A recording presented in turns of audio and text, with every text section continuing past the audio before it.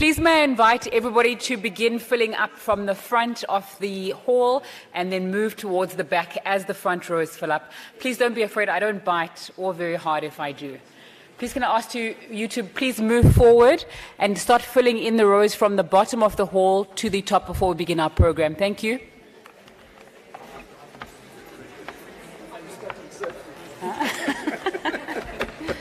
We have to get the logo in the back. Yes. The Saco in the Okay, back. so let me. I'm trying to. No, you were fine. I was. Oh no, I see. Yeah. Oh yeah, that's easy. We want the logo at the back. There is this on the back of your, and maybe that's Just don't something we fall. can just say.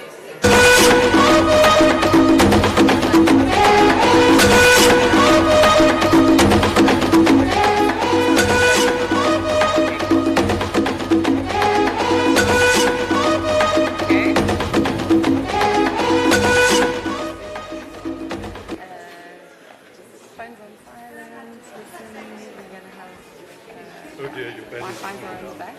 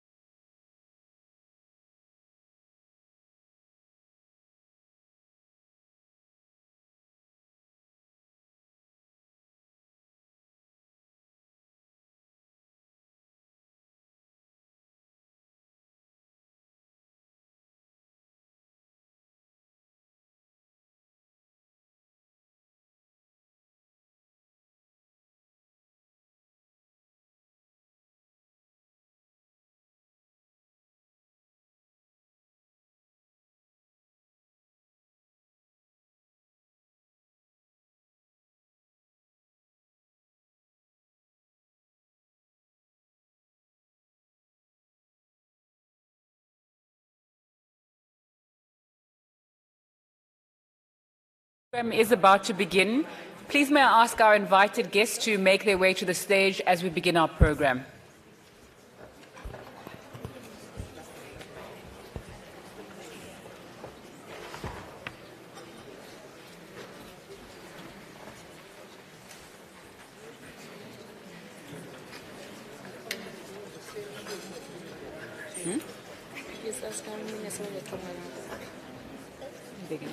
The ministers, which side would they be coming from? They're here.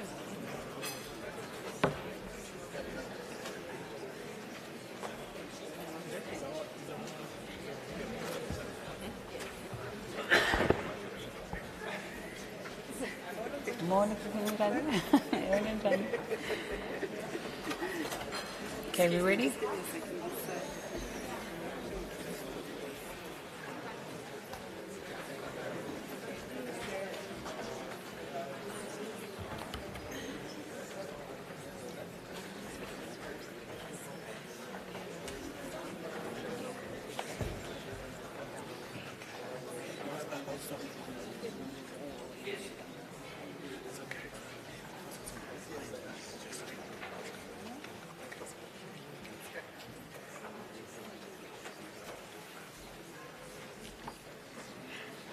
The Honourable Deputy Minister of Sport, Arts and Culture, Ms. Nokawe Mafu, Saki Zamkaka, who is the CEO of the Gauteng Enterprise Propeller, the Deputy Vice-Chancellor, Research, Innovation and Internationalization at Nelson Mandela University, Dr. Thandi Mkhwebi, the Executive Director of the South African Cultural Observatory, Ms. Unathi Luchaba, the Director of Creative Industries in the Gauteng Department of Sports, Arts and Culture, Boniface Mazila Zila, the Director of Tshwane Tourism, Mr. Sibulele Mbalo, world-renowned academics in the creative economy and distinguished guests, members of the creative sector, the business community, media, ladies, gentlemen, and gender non-conforming people, a very good morning and welcome to the 4th International Conference of the South African Cultural Observatory.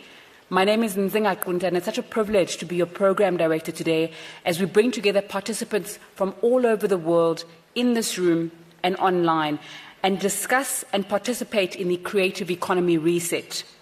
What is the creative economy? What policy should inform and shape it?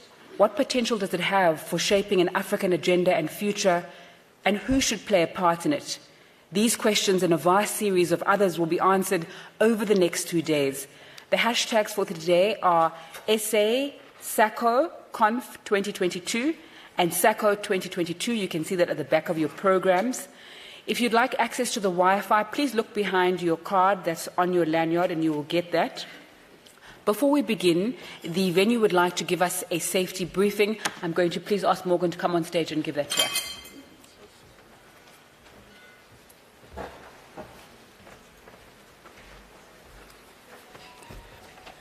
Good morning. Welcome to the CSIR International Convention Center. My name is Morgan Mahlangu. For hygiene purposes, please do not change seat for the duration of the meeting. Sanitizing stations are located in the foyer and all around the building. In the unlikely event of an emergency, an alarm will sound throughout the building. Trained responders will give instructions on evacuation. Stay calm, take only belongings that you can carry. Emergency procedure: walk in an orderly manner, do not run. Responders will lead us to an emergency exit, then to the assembly point. Please observe 1 meter from other delegates and staff. General information: restrooms are available throughout the building. Please look out for signages. As this is a public building, please do not leave your valuables unattended. Wi-Fi information: free wireless internet access is available throughout the building. Select free CSIR ICC on your device and no password is required. I thank you. Enjoy your time at the CSIR Convention Center. Thanks so much, Morgan. So to give us context and direction about why we're here at this 4th International Saco Conference, I'd like to please ask Ms. Unathi Luchaba, the Saco Executive Director, to make her way to the stage. And a round of applause for her, please, as she does that.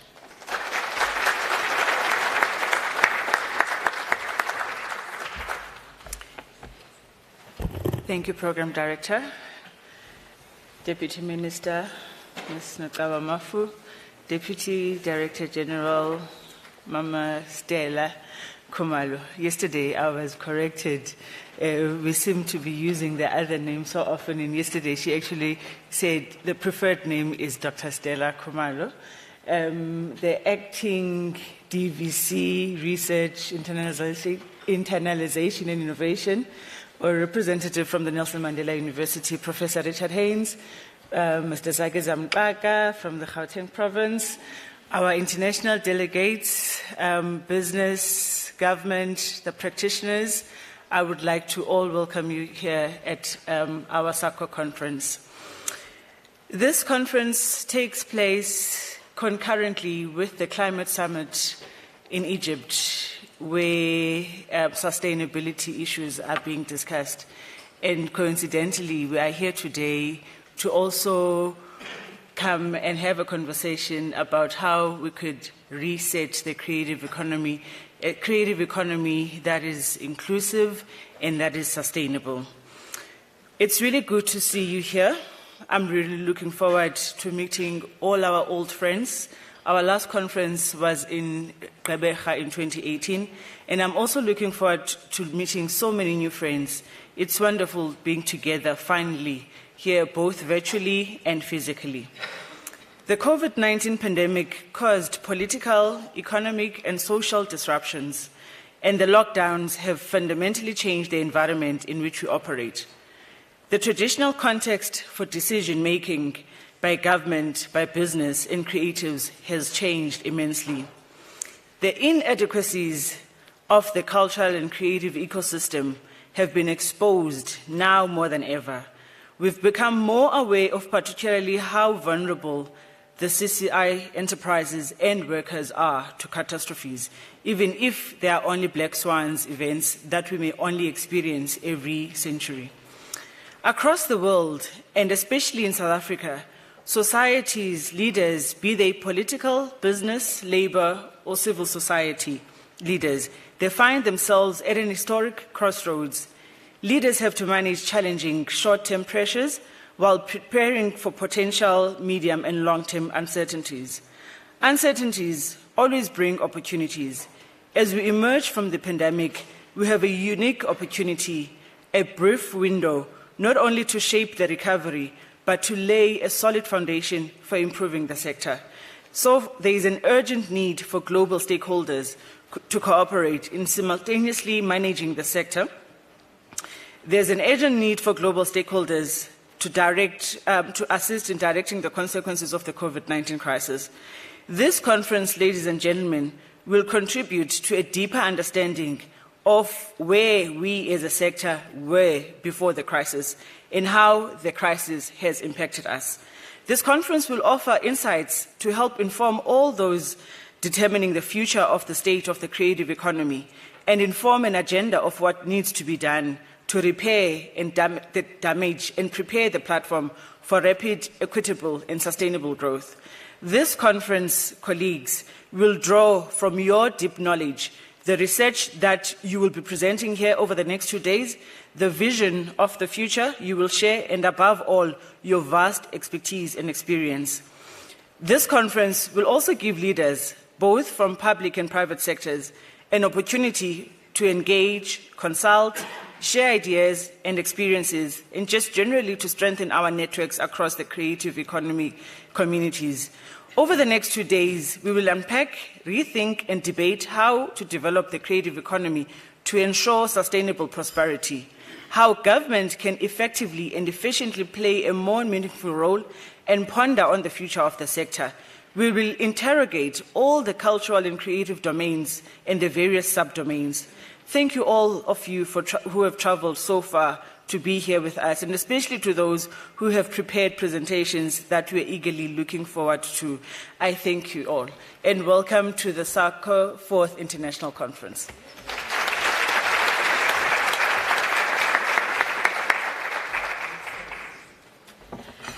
Thank you, Ms. Luchaba, for that context. Just a reminder that in this room that we're in, the Diamond Room, this session and all sessions will be live streamed on Saco and the Department of Sports, Arts and Culture websites. Facebook, as well as YouTube. And again, a warm welcome to our online audiences joining us from the rest of our continent and the rest of the world as well. Please, as we are recording, can I implore that we place our phones on silent? Any messages or phone calls that we have, please may you put them on silent. Now, I would like to ask Professor Richard Haynes to make his way to the stage for a note from the Nelson Mandela University.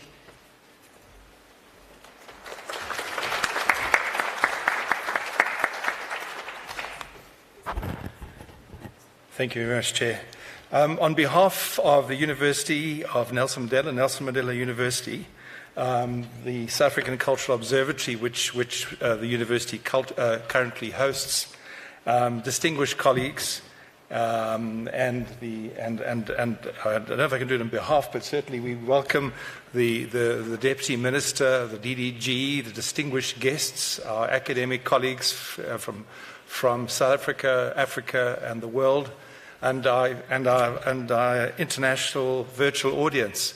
It's a wonderful privilege to be here, and our university is most honoured and privileged to be in the position to have hosted the observatory since its foundation in 2015. It constituted an inter-university partnership, the first iteration, and that was Nelson Mandela's university as a lead agent, and Rhodes University and University of Fort Hare. The second iteration included those partners, but it added the University of KwaZulu-Natal, and we have representatives from these institutions attending, or either directly or virtually. So it is, and it hopefully can continue to be an interinstitutional partnership. But it's actually more than that. A number of people sitting here from Department of Sports, Arts and Culture, from academia elsewhere in South Africa, have played key roles in the run-up to the formation of the observatory. There's a whole range of people who have put a lot of heart and effort and intellectual acuity into developing the idea of the observatory. And it's something quite special, and it links up with a range of similar or not dissimilar institutions and structures globally. So that's actually very important. And it's part of an expanding set of structures, private-public partnerships, hybrid organizations worldwide looking at this amazing phenomena. It's shifting, growing, and given the title of the creative economy. So we're very privileged to be part of that, both as a university, colleagues, our international colleagues and guests, in understanding, trying to grasp, understand, and be part of the process. And it's not just only an academic conference. This is actually a conference where we're involving practitioners, where we're involving academics, where we're involving government, state, business, and a whole range of interested parties. So it's in that particular spirit that I think we are destined for a particularly interesting and significant conference. And I have no doubt that the proceedings and the discourses and the international perspectives will actually enrich us all. And that's what, ladies and gentlemen, what a conference about the creative economy is. And it's fitting too that an observatory, which is actually not just a single focus gaze, but it's an orbital 360 vision, and that we're hoping that we can bring into the proceedings, and that we build new friendships, new networks, and this is part not of just only something happening in a CSIR in Pretoria or South Africa or even Africa, but that we see this as a collegial interaction, and we hope that this will actually stimulate other kinds of work and link up with other exciting events that are happening globally. Thank you very much.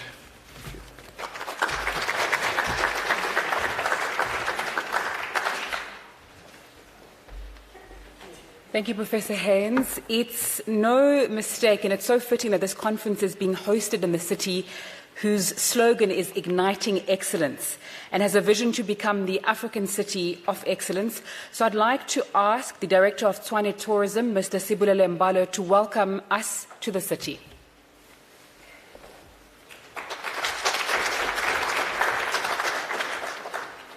Thanks so much, Program Director. I understand that there's a video clip that we had submitted. Probably I would allow it to. Discover the warmth of South Africa's capital city. A destination like no other. A world in one. Meet our Big Five family. Immerse yourself in our cultural diversity. Trace the steps of our walk to freedom. Experience our spirit of adventure. Feel our township energy. Discover our boundless entertainment. The city of Tshwane is the representation of South Africa's tapestry of diversity. Our attractions embrace South Africa's rich cultural heritage and the histories of all its people. In Tshwane lies an abundance of recreational experiences, including wildlife, adventure, art, culture, and history. Our townships are vibrant, filled with life, color, beauty, and all that jazz. Come and see how we do it here in the capital and get a taste for life. As a truly modern city, we also host a variety of major events. We offer a shopping experience that is out of this world, and our nightlife has something for everyone. And when you need to unwind and take a break from it all, you will find nature right on your doorstep. Situated in Gauteng, the commercial hub of South Africa, Tshwane is on the cutting edge of industry, knowledge, technology, and innovation, as we produce 60% of South Africa's research output. With world-class infrastructure, we offer a variety of top-class business and convention facilities, easy access to the South African national government facilities, and a large number of embassies and foreign missions, all making Tshwane a wonderful host that can cater to your every need. So, whether you're traveling for business or pleasure, make Tshwane your destination of choice. Discover Tshwane. Thank you so much. Firstly, I'd like to greet the Program Director. Also to greet the Deputy Minister, Mamunakawa Mafu. And then to greet Dr. Stella Kumalo, who was once my previous boss in my previous post in KZN Tourism. To greet all the esteemed guests, the delegates here present at the Saco conference, ladies and gentlemen. As has been said, my name is Sibulele Mbalo. I represent the city of Tshwane, the tourism division within the city. It gives me great pleasure this morning to welcome you all to the capital city. I hope so far, since your arrival, you've had a good stay. I'd like to also thank the Saco organizing committee for having made the decision to select the city of Tshwane to host this year's conference, or to have it hosted here in the city. With the devastation that was caused by COVID to the tourism industry in the 2 and a bit years past, your decision to host the conference here has helped us, in however small a way, in our attempts to revive and to bring the tourism industry here in the city back to the levels that where it was pre-2000, pre the year 2000. So people always ask, I'm sure you've seen the video, at least it's given you a snapshot in terms of some of the offerings that we have in the city.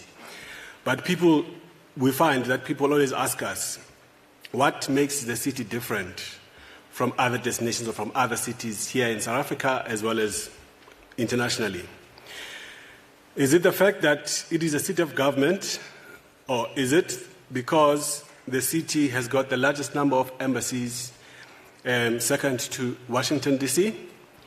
Or is it the fact that the city is just sheerly beautiful? Is it perhaps the fact that the most renowned institutions of higher learning are found here? Or is it the cosmopolitan lifestyle that our city enjoys and offers? So for us, the answer is always very simple, where we say what makes our city different is that the city is warm. It's warm in its energy, and it's warm in the energy of our people as well. As a city, we enjoy the strategic advantage of being the capital city, endowed with rich natural, cultural, as well as heritage resources. And further to this, our city boasts a number of beautiful buildings and attractions, some of which are your church squares, Palace of Justice, Fort Raka Monument, Freedom Park, Union Buildings, the Dinokeng Game Reserve, Kalenan, to mention but a few. So for more information regarding our tourism gems, the things that you can be able to do here in the city, as well as experiences that you can have, I invite you to please check out our tourism website, which is www.discovertshwane.com. Or you can also, for those of you on social media, if you can follow us on social media on the Discover Tshwane across all social media platforms. Also here on the exhibition floor in the conference, we have got a desk there, so if you guys probably would like some quick information, or maybe you want to do a quick tour of the city while you are here, or any experience or attraction that you would want to go and check out, you can come see us. We can organize that for you. So here's hoping that you guys will enjoy the rest of your stay in Tshwane. We look forward to the engagement and the deliberations that will take place over the next 2 days. And we hope that in the not too distant future, you guys will return to the city of Tshwane as tourists, so that you can come back at your pace and experience the humanity, the culture, and the heritage that our city has to offer. Thank you so much.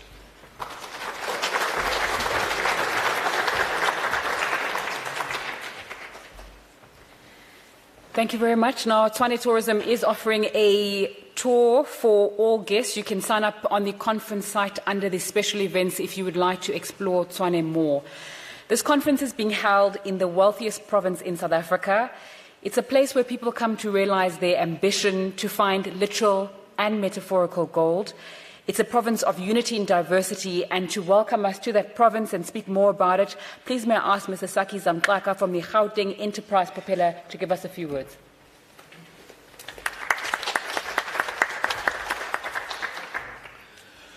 Thank you, and good morning. Honorable Deputy Minister Notsawe Mafu. Well, Deputy Minister, I feel at home in many ways in this conference. Firstly, I was pleasantly surprised that a friend, Nzinga, is the MC when I got here, but also the university, Unati and team at Saco, I actually worked with them. I was seeing Andre and Jen here and Boneni, and we worked with them on the master plan of the creative sector. So, Deputy Vice Chancellor, these are friends. And when I got to Gauteng, I first lived in Pretoria. So really for me, this is very important. But at a personal level, other than having been part of the research in the creative sector, I photograph, I've done a bit of exhibitions, and I collect art. So the creative economy for me is not just important at a conceptual level. It actually is one of the things that I've been living as an individual.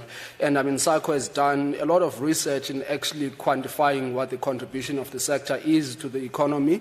But I think even that research, because it often then categorizes certain things, in terms of either UN definitions. But generally, if you look at any city that is big in the world, it's mostly culture that drives it. So when you talk about, Joburg as a city and talk about Pretoria, he tells us about the warmth. It's a city of government. Gauteng is the place of gold. So that energy, culture, and drive is often what brings people together. So for me, the fact that we have this fourth conference here in Gauteng. It's an honor. And yes, Nzinga, Gauteng accounts for more than a third of the country's GDP. So most of the creatives, by definition, are here. A lot of the creative economy happens here.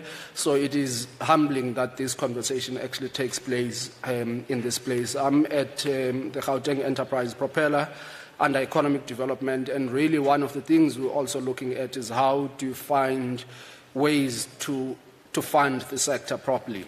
So we're looking at funds in the creative economy and what can be done. So really, I think what we'll be looking forward to coming out of these conversations in how best can we enhance the contribution of the sector into this economy. It's generally, I mean, until COVID, it was one of the fastest growing sectors in the world and certainly one of the fastest growing sectors in the economy. I mean, when you look at our creatives around the world, whether it's a Trevor Noah, Black Coffee, many actors like Tuso, there's just, Amapiano as a genre in music. So there's a lot of our culture that we're exporting, and that really contributes not only hard cash, but brings a lot of good brand equity into the country. So we're really, really honored and welcome everyone on behalf of the province. And Unati and your team, I will look forward to having engagements on what are the things that are proposed here and how best we can contribute into it. So welcome, Deputy Minister, and you have a friend in me in the province on the creative sector. So there's a bit of bias that there will always be a backdoor into the province and what it can do to the sector. Thank you.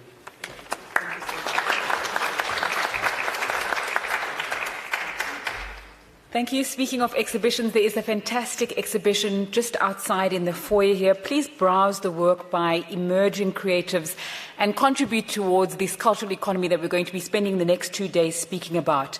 Let's now hear from the department responsible for transforming the delivery of sport, arts and culture by ensuring equitable access, development and excellence at all levels and harnessing the socioeconomic contributions of the power of culture. Please may I ask the Deputy Minister of Sport, Arts and Culture, Ms. Nokawe Mafu, to make her way to the podium.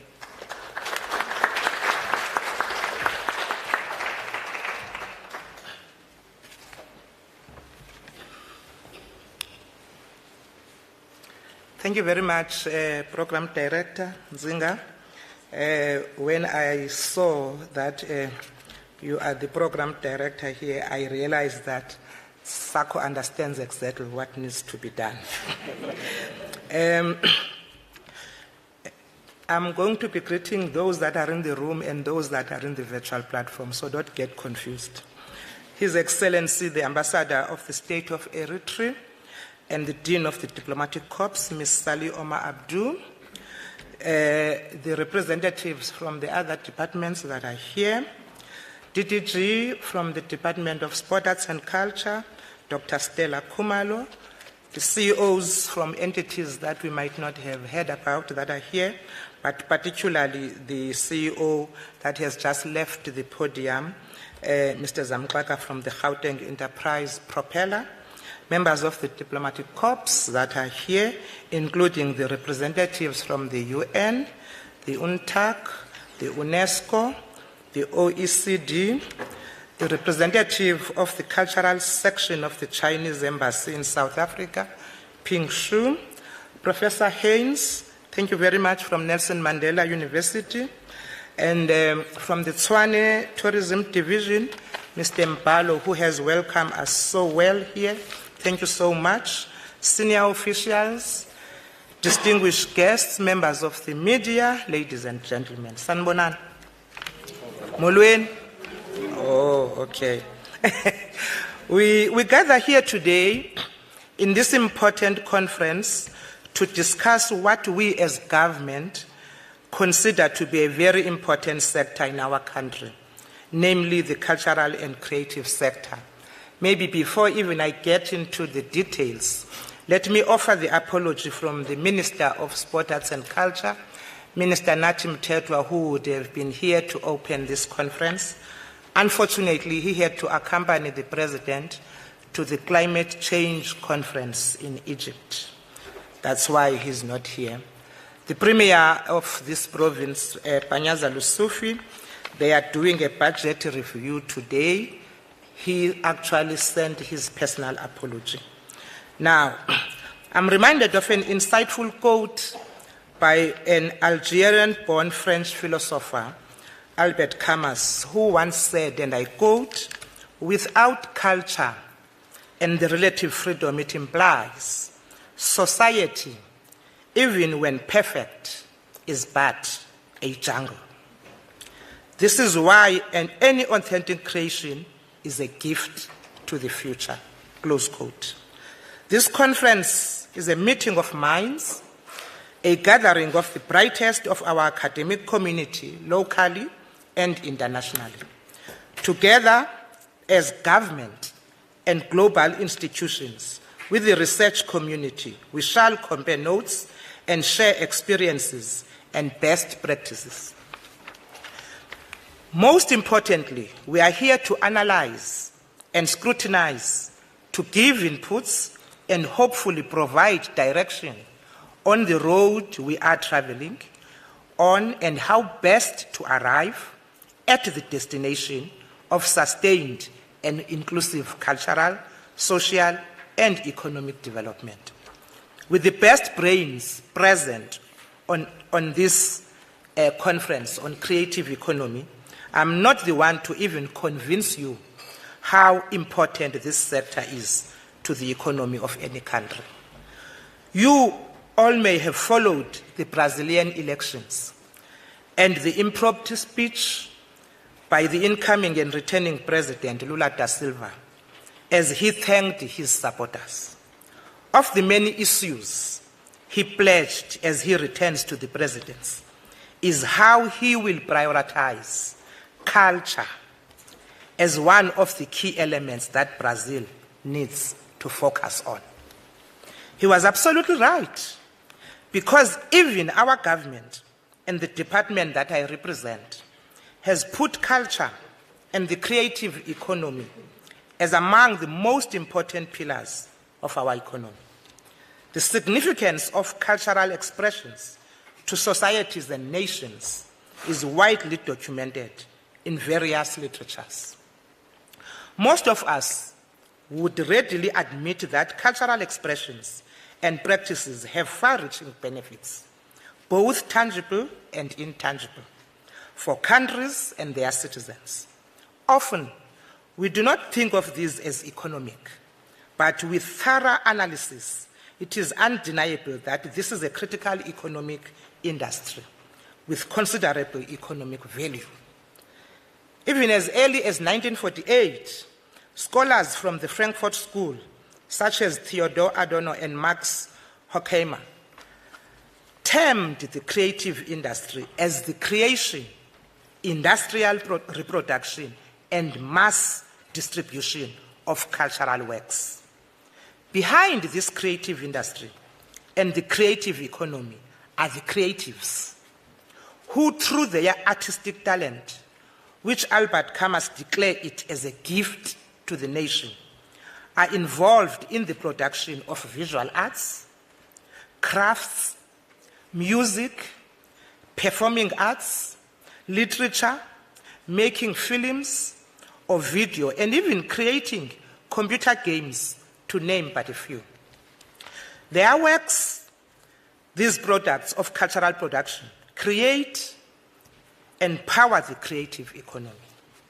Through cultural and artistic expressions, we find meaning in unity and together grow our identity.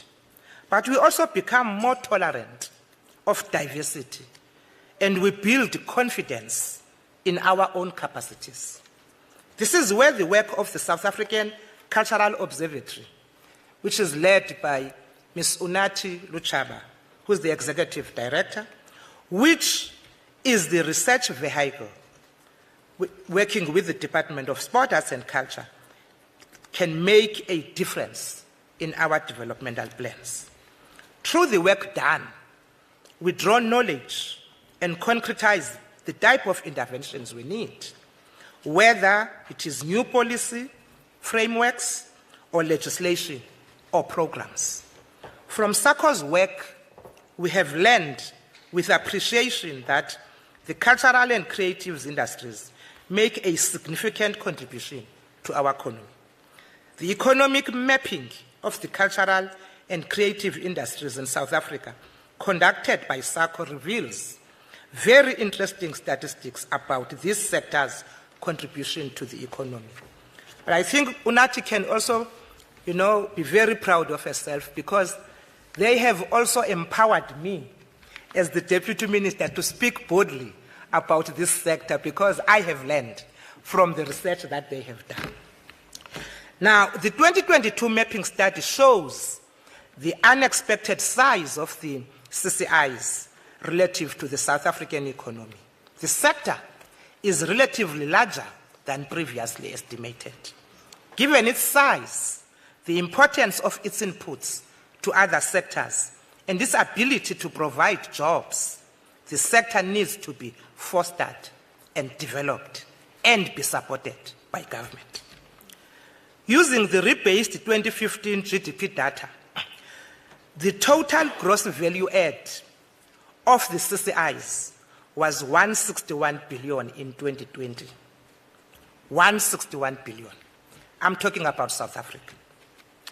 This represents just under 3% of South Africa's total economic production in 2020 and makes the sector approximately the same size as agriculture in terms of GDP contribution.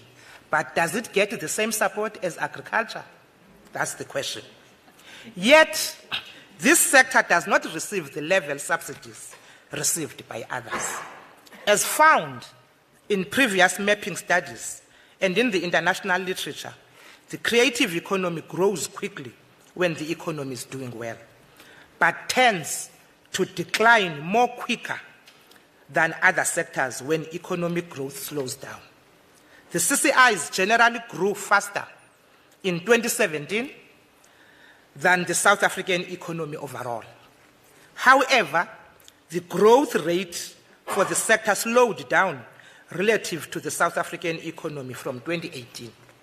The impact of the slowdown in the economy during the 2019 and the COVID-19 lockdowns have resulted in all domains showing some decline over time, and it has taken time to show recovery. Government interventions such as our COVID relief funds and more recently the Presidential Economic Stimulus Package have provided safety nets and funding injections towards economic recovery. The 2022 mapping study shows that the largest domains in terms of contribution to output are design and creative services, which is about 51 billion in 2020, which is about 32% of the CCI contribution to the GDP. And audiovisual and interactive media was about 48.4 billion in 2020, which is about 30% of the CCI's contribution to GDP. The next largest domains are visual arts and crafts, which was about 23.4 billion in 2020, which talks about 15%, and books and press, which most of us, we don't like to read, was about 13%, which is 21.5 billion to the contribution. These are followed by smaller domains of performance and celebrations, which was 6%, and cultural and natural heritage, which was 4%. In South Africa, our creative economy employs 6% of our people, which translates into just under 1 million jobs.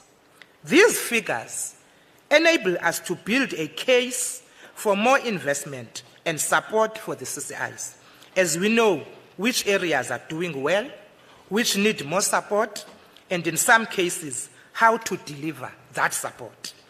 Through data collection, building data sets and analysis, we are able to arrive at evidence-based decisions when making our policy. Therefore, this conference is very important to us as government and to the country as a whole because it touches on the very core of our mandate. The theme of the conference, Creative Economy Research, Structuring the Cultural and Creative Industries for a Sustainable and Inclusive Future, is aligned to the fundamentals in the revised white paper on arts, culture, and heritage. The central thrust of this white paper is to establish a more integrated national dispensation for the arts, culture, and heritage. It therefore underscores the interdependence and mutually supportive relations between the various art disciplines, emphasizing their multiple properties, including their intrinsic, social, educational, and economic values and capacities.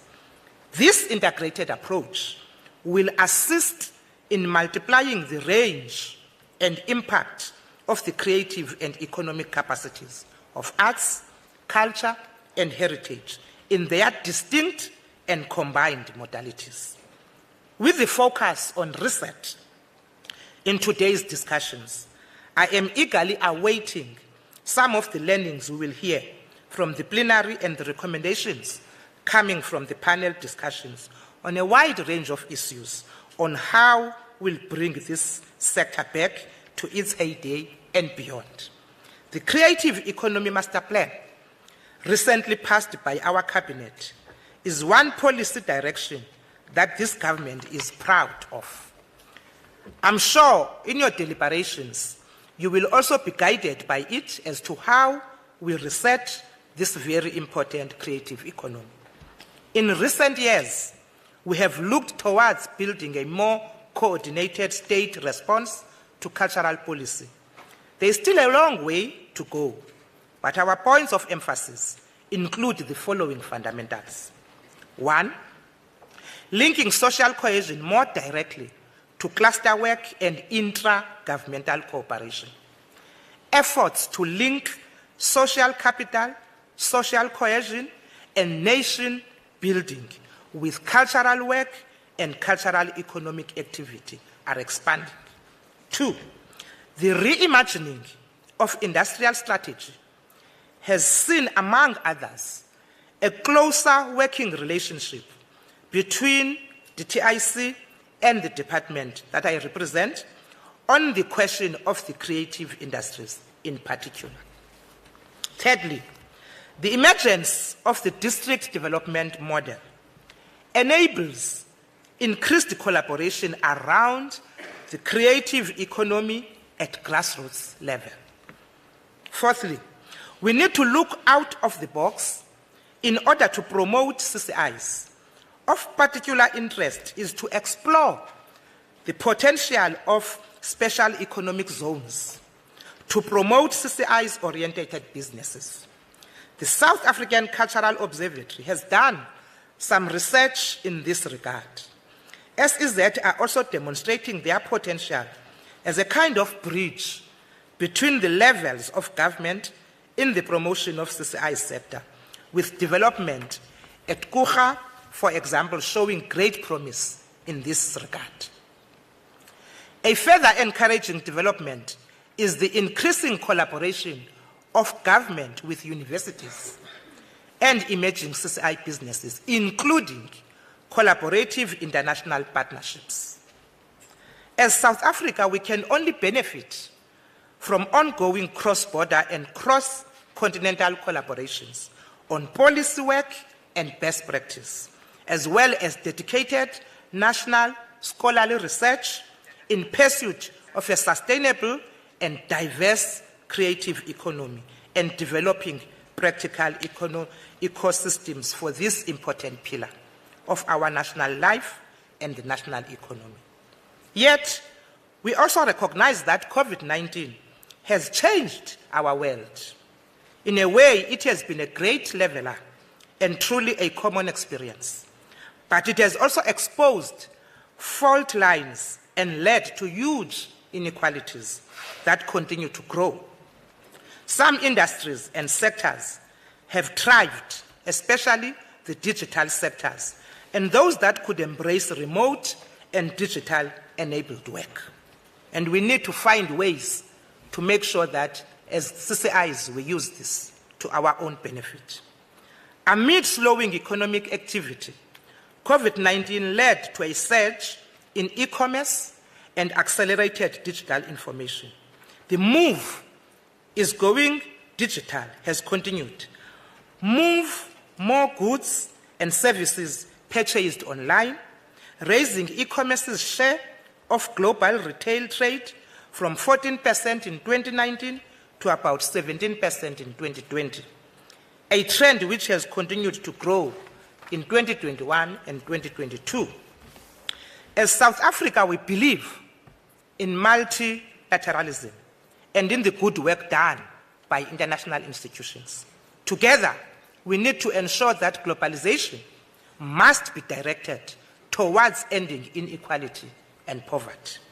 We are committed in demonstrating that developing economies can make a huge difference in closing the gap between the rich and the poor. We believe that our country and that this African continent as a whole on which we live are also rich in cultural wealth. Through working together, we can grow the creative economy, protect our cultural artifacts and goods, and create more market access for our cultural and creative work. In welcoming you today, I also wish you well in your deliberations at this conference. And I leave you with these words from the Pan-African intellectual, Amilcar Cabral. His words still ring true today. And he wrote, and I quote, "Just as happens with the flower in a plant, in culture there lies the capacity or the responsibility for forming and fertilizing the seedling which will assure the continuity of history. At the same time, assuring the prospects for evolution and progress of the society in question." Close quote. Now, let us get down to work in producing these cultural seeds that can revolutionize the creative economy. I wish you well in your deliberations in this conference. Thank you very much.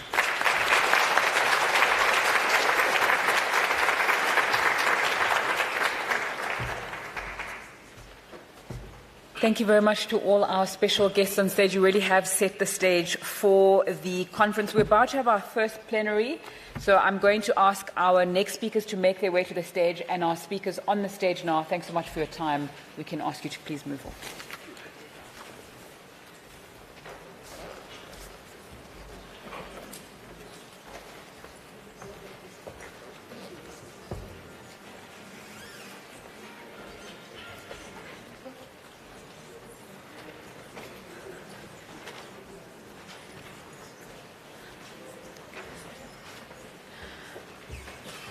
Our first plenary is taking place here in the Diamond Room. It's titled Cultural Policy in Transition and the Cartography of the New Creative Economy. I'd just like to offer an apology from Professor Leandro Valiati, who is unable to present his paper because of an emergency. We will try and catch up with him another time. Morning.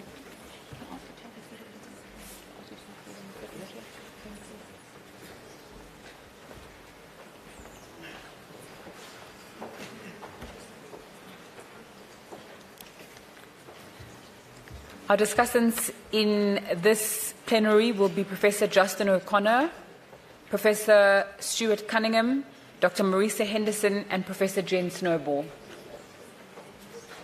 All right, we can begin then. Please may I ask Professor Justin O'Connor from UNESCO to come and present his topic, From Creative Economy to Sustainable Prosperity.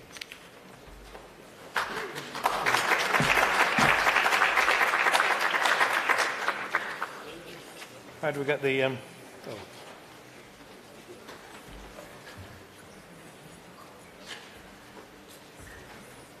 Well, Are you? I just want to have a go up there. Okay. We'll do it for you here, and then here's your Okay. your forward. Yeah. Okay, good morning, everybody. Great to be here. I'm going to get to it because we've not got much time. I'm going to give it's a first world kind of talk, but I want you to think of it as a response to the crisis, the global crisis we're in at the moment, that people are talking about in Egypt at the moment, but mine is a real kind of response to that. And let me start off by talking about Mondial Cult, another big conference that happened recently in September. And there, the UNESCO, with the UN backing, of course, spoke about the contemporary global landscape. And I'm not going to read this through, but it's about that it's marked by multiple, protracted and multidimensional crises linked in particular to climate change, biodiversity loss, etc., etc. We're facing some real issues, and I don't think I need to expand on that. But at the end of it, they said, these challenges, and I quote, call more than ever for reinvesting in the transformative role of culture in public policies for the full exercise of fundamental human rights. So culture is being asked to step up and make a contribution to these global challenges. The conference also called for a cultural goal in the SDGs and a new kind of slogan, if you like, culture as a global public good. And what I want to argue is that culture is in a very, very bad position to be able to make that kind of contribution. The United Nations, at the end of last year, did a new agenda, our common agenda, in which it tried to lay out these global challenges. The word culture does not appear in that document. Not once it does, but doesn't really mean culture. It doesn't appear in that document. And more famously, as we know, the Sustainable Development Goals that were negotiated in 2015 do not include culture. The campaign is out now, and I'm part of it, to include culture in there, but that will take a long time. Why is it that culture, if it's so important, if it's so fundamental, why is it missing from these Sustainable Development Goals? More recently, there's been a whole new kind of range of new economic thinking, which I'll speak about. There's a transformation in how we understand the economy. And of course, we're talking about the creative economy. But that word economy is undergoing significant transformation in how we understand it. And Kate Raworth, just as an example, talked about donut economics. We've got to rethink economics to provide for the social foundations, the very basis of a livable society, but we must do so within the ecological ceiling. That's her donut. Great, that's good. And those essential things, those things we absolutely need to call ourselves a decent society, those things are derived from the SDGs. Culture is not mentioned in there. In the whole book, art and culture are not mentioned. This is a New York Times bestseller. Kate Raworth herself, very pleasant kind of person. I'm sure she goes to the cinema, reads books, goes to the opera or goes to gigs. She does not feel it necessary to mention art and culture in there. We've got, as we all know, we've got now a whole series of new transformative economies. However they're going to pan out, there's probably bad news coming from America, I don't know, but Green New Deals, for example, where we're linking the necessary transformation away from carbon economies to within a field of social justice. We can't just change it. We've got to also tackle inequality and social justice. We get that in America, in Europe. China itself is undergoing its own quite radical Green New Deal. More recently, this is Mariana Mazzucato, we've got calls for the entrepreneurial state, that the state is absolutely crucial. So for 40 years, we've been told the state is a bad thing, reduce it, get out of the way, let the private sector do it. We all know what kind of disaster that's led us into. But, you know, what's the new role for the new entrepreneurial state, the green entrepreneurial state? We know it's very important. So there's a new thinking in our economic approaches. These are very Australia-based, but I could have these from any other country. We've got a whole range of new economic thinking. We've got sustainable economy networks. We've got new economy. We've got well-being economy. We're all over the world, there's these new movements. How to rethink economy so that it serves us, not some abstract notion of GDP or growth in the abstract. We've got a whole new range of heterodox economic thinking. These are just some examples: community economics and heterodox economics. We've got a new macroeconomic thinking, as we're all doing now. The idea that Keynesianism went out, well, it's come back in adapted forms, and it has to. So we've got this real radical transformation of economic thinking, but cultural economy or creative economy thinking is still stuck in the past. Recently in Australia, after the pandemic or during the pandemic, 2 books came out, just as an example. Neither of them mentions culture. This one, Glimpses of Utopia, talks about citizen assemblies, participatory budgeting, all these kind of things. And she is a creative. Jess Sculler is a creative. She doesn't mention it. So why is it that we've got this new, that culture is marginalised from the mainstream, we're not in the SDGs, and yet this new transformative thinking, culture is not there either. And I think this didn't used to be the case, and I pulled these 2 quotes out here. Of course, the Universal Declaration puts art and culture right central to what it is to a democratic citizenship. So it's fallen out. And why is that? And I blame the creative economy. I'll say it straight out. The absolute focus, the reduction of culture to economic growth, to its economic impact, has been, in my view, quite disastrous. But more than that, it's not worked. If culture is so important, if it's got all these growth figures, why does nobody take it seriously? You talk to economists, big economists, Jeffrey Sachs, people like that, they don't want culture there because they don't believe the statistics. As somebody once said recently, this kind of argument is arguments made by people who don't believe them to people who don't believe them. We've been to all these conferences all the time. And while we've not been accepted, we've seen culture budgets cut across the globe, few exceptions. We've seen cultural conditions of creative workers get worse, and the pandemic only accelerated that. So why are we in that position? And I think we've got to really think differently about that. We've got this in terms of global trade. This came out 2022, Reshaping Policies for Creativity. Great. The Global South is going to develop through the creative economy and close the gap. This was something started by UNCTAD sometime back in 2004, and their famous 2008-2010 paper showing that the Global South was on the verge of taking advantage of globalisation. It would close the gap. But here we are, 95%, these are not my statistics, this is UNESCO, 95% of global exports are from the north, from the global north.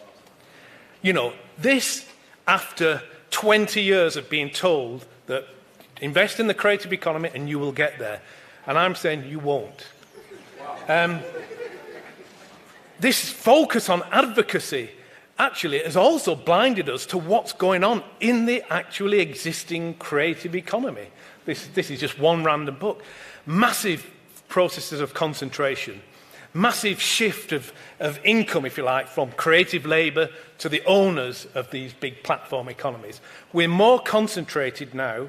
The range of ownership is narrower now than even in the height of when we used to talk about the big dinosaurs in the 1980s, the global corporations. It's worse now than it was then.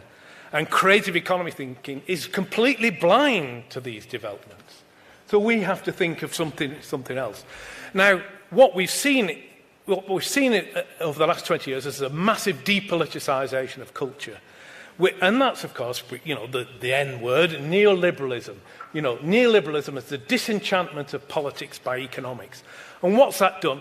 We do have a cultural policy, and it's called the market. And the market has completely transformed culture, just as much more fundamental than cultural policy does. So we have to start with that. Now, this is interesting. This is a Melbourne donor. This is a small group who put this together during the pandemic. And you'll notice they've added art and culture in there. Great. That's a really good move, I think. And it was put there not by the experts, actually, but by one of the grassroots networks.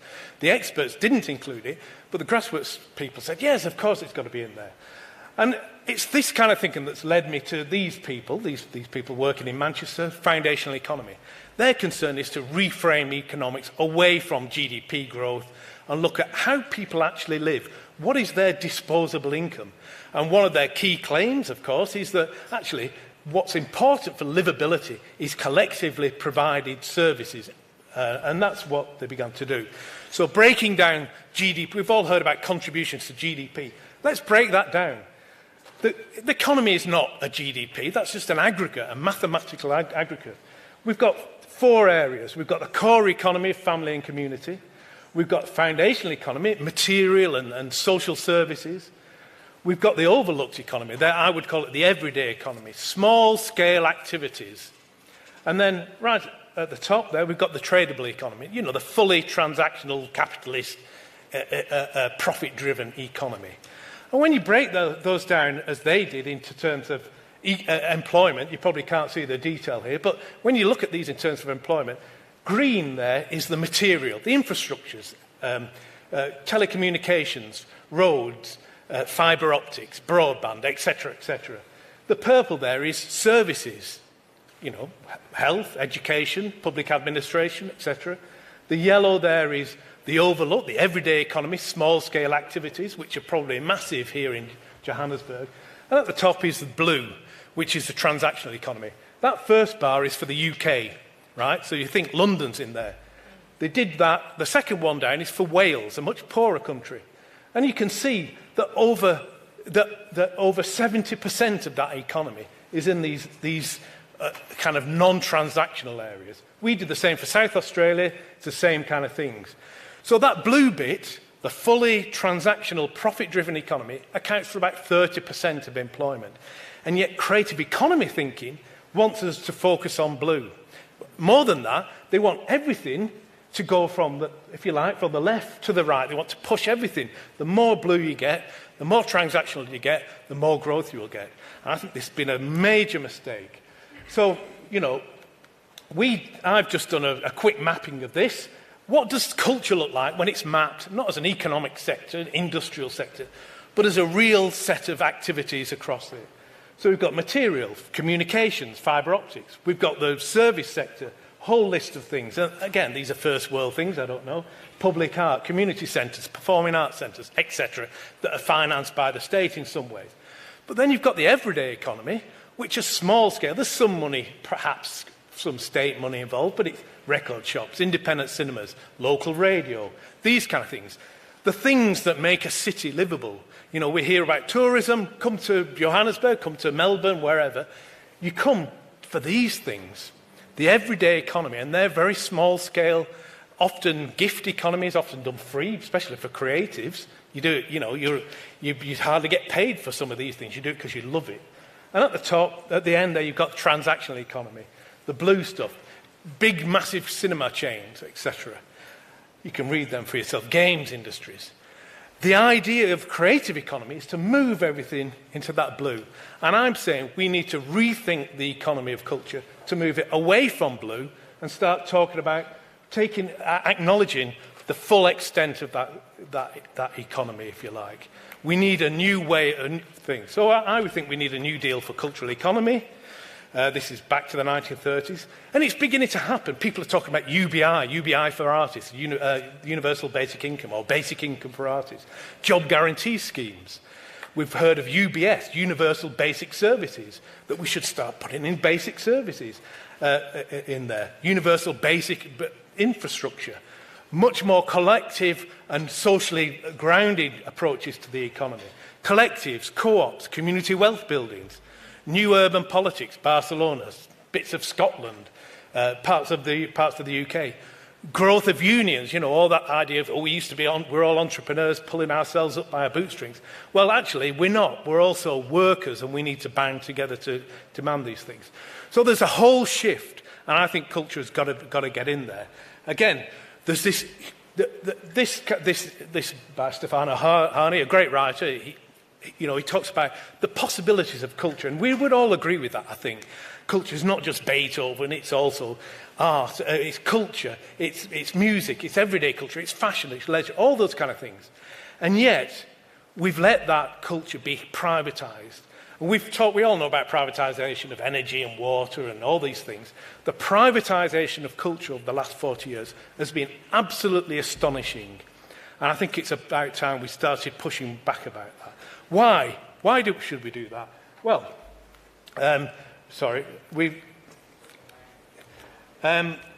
this is a quote from Brian Eno. I like the ex-musician, if people know him.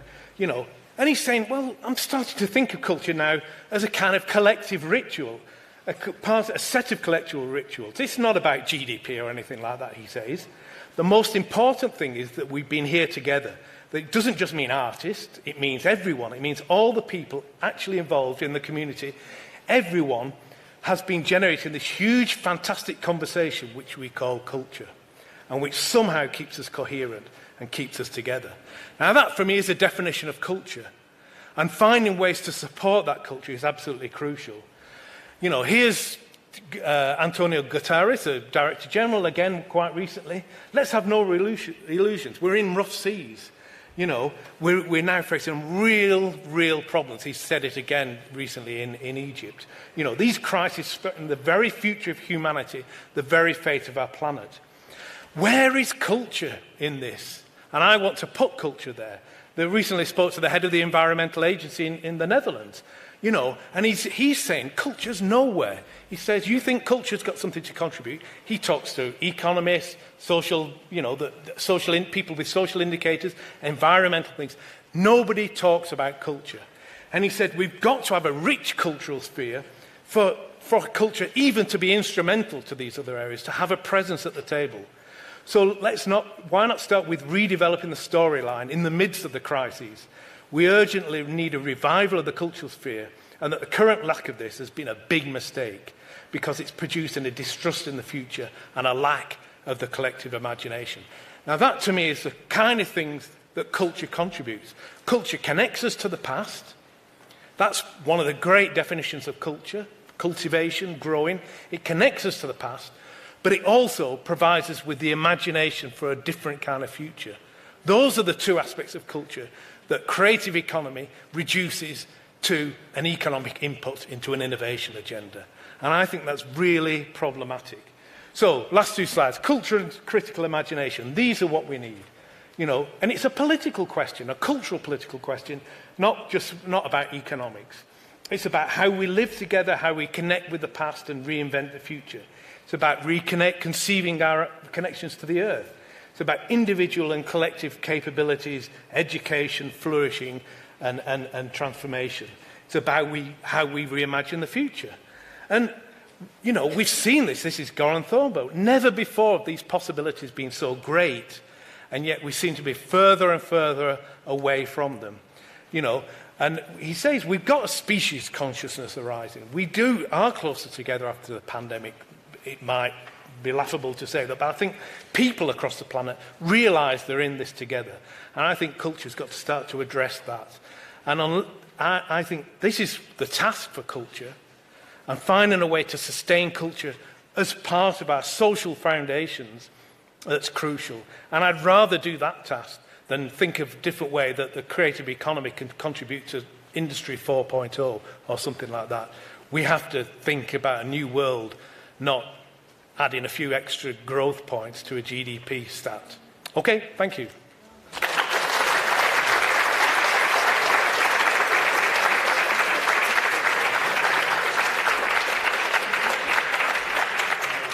Thank you so much, Professor Cunningham, for that phenomenal presentation and so many interesting insights into the cultural economy and what it really is. Please may I ask the United Nations Conference on Trade and Developments, Dr. Marisa Henderson, to come to talk to us about the UNCTAD Creative Economy Outlook and Report 2022.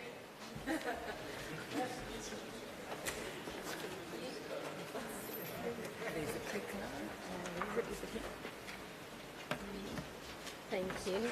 So where do I go? Can someone help me there? Where? Thank you. Oh, there we go. So these go up and down? Okay. So, And then you can come your comfort monitor instead of the screen. so I go up here? No. Down. Okay. So thank you very much. It's very hard to follow this presentation. Coming from UNCTAD, being an economist, and being the chief of creative industry in the United Nations Conference on Trade and Development. So I will try to do my best to tell you what we're doing. I took over this. I've been working in the UN for over 20 years, 25 years. But I took over a few years ago to work on creative economy. And when I took over, I saw many of the things that Justin was mentioning about how difficult it is for us to comprehend this complex sector. So I've been trying to bring up today many of the definitions, many of the concepts, and trying to shed some light on the understanding of creative economy and culture and creative industries. So I will do my best. And today I'm going to tell you a little bit about the book which has published, which is called The UNCTAD Creative Economy Outlook 2022. At the end, don't worry, I will provide this presentation, and at the end you will have the links on where to access all this information for free. So let's start. As you know, there are many, many definitions on creative economy and culture and creative industries. And I just want to say from the outset that in the UN, we look at the creative industries from different angles. So we classify the information in different ways to understand it. But we're talking about the same thing from different angles. In the United Nations, for example, my organization deals with trade. UNCTAD, which is the United Nations Conference on Trade and Development, focuses mainly on trade and development. And we are the custodians of the database that with the WTO and International Trade Center, where all the figures on trade in creating goods and services are provided. So we get the information from member states and we compile it together. Our database is so we share. UNESCO is using the same figures that we are using. This is our database, but we classify the information in different way according to the mandate that every organization has. In our case, it's trade. So we divide in a way to the creative industries into creative goods and creative services. So a book is a creative good, and so we focus on how a book is, how many books are exported and to where and who are the main importers. But not just books, there are also services. And I'm just telling you from the outset that I do agree with at least one thing that Justin mentioned, and this the importance of services. And this is something that we need from developing countries. We really need to work, because I don't think creative services from developing countries are really captured in the trade statistics fully. UNESCO looks at the information from the culture. They look at culture, education, and science. And WIPO, so they use the same, our database, but they have the definition is different, but we have more or less the same codes.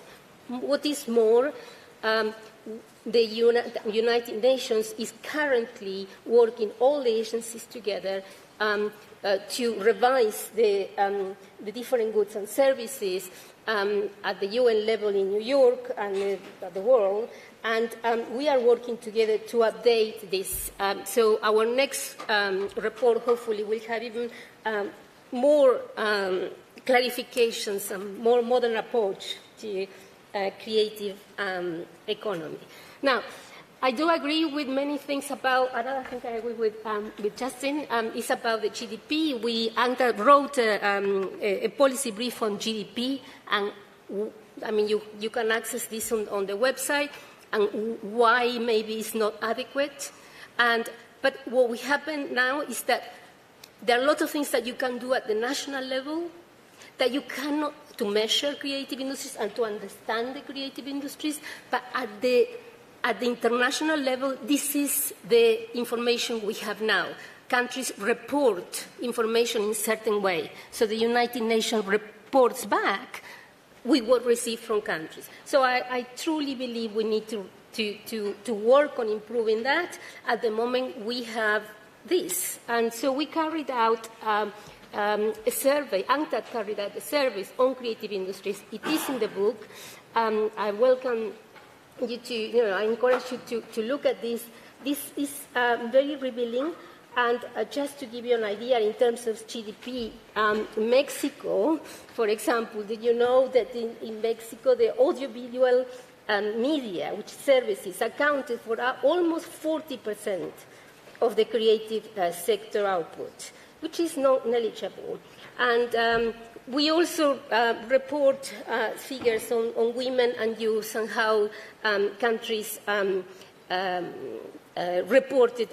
Just another thing interesting here is that some countries reported on this survey at the regional level. The case in point is Belgium, where they actually really work on cities or on regions. So Belgium, for example, reported on Brussels. The survey as well has very compilation of latest studies by countries, particularly developing countries. So you can access all the links. If you are interested in a particular country, you can check the latest official study that has been done by the country on creative industries. In case of South Africa, the report, and Professor Jen Snowball participated in this publication. It's truly excellent partnership. So I would just simply mention that the report has a case study, of South Africa. We're very, very happy with this contribution. And we as the Vice Minister mentioned, provided this is the GDP, it is about 6% of the GDP, the creative industry. It gives you an indication how many people, it's an indication. As all the statistics, you have to take them with a pinch of salt, but it gives you an idea when you're doing policy, how many people are involved in this sector. At least we know they are involved in this sector. Can we improve this? We can. The survey also shows that almost all countries have at least one entity in charge with the creative economy. In this case, for example, Saco, which has been doing a terrific job in promoting an understanding and extending the understanding together with the university, Dr. Haynes. I think this has been a very instrumental organization for South Africa on the understanding. And I'm pleased to report that more or less all countries reported that they have an agency. And you can see which agency, because they inform us which agency is in charge. But they are also inform us that most countries split the duties of creative industries across multiple ministries and agencies. So this is what what UNCTAD have been saying for a long time, and it's not just UNCTAD. Many people that are here, including Andy Pratt, who is here. He participated in some of our studies.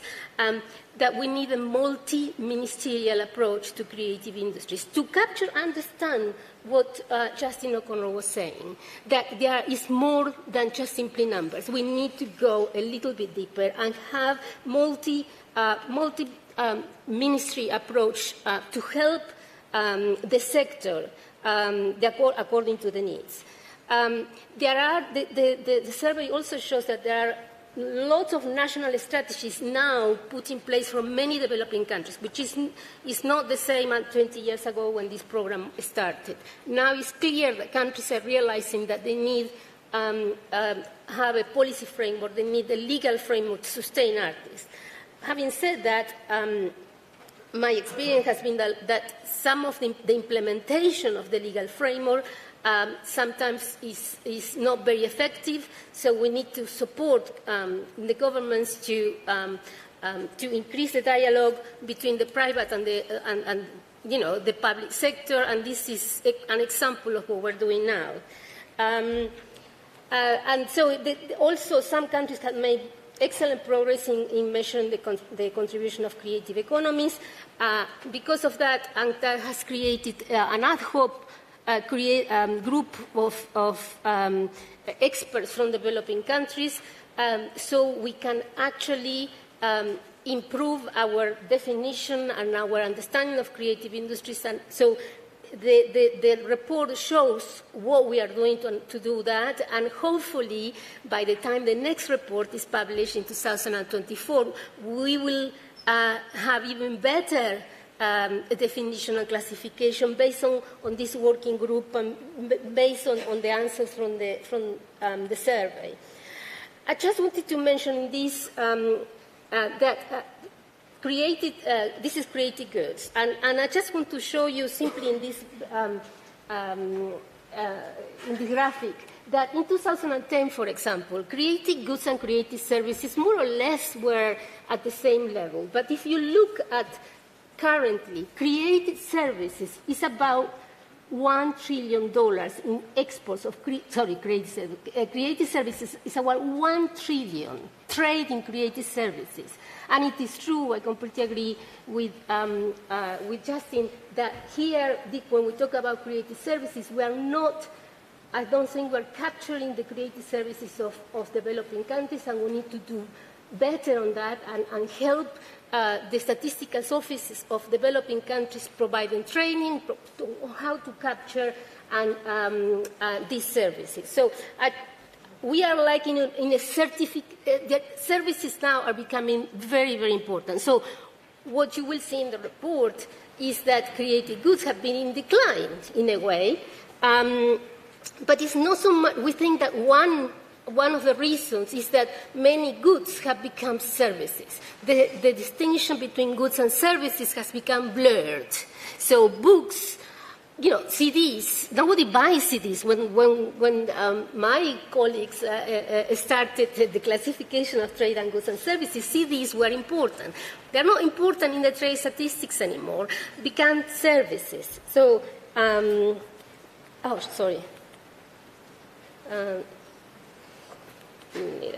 here, sorry.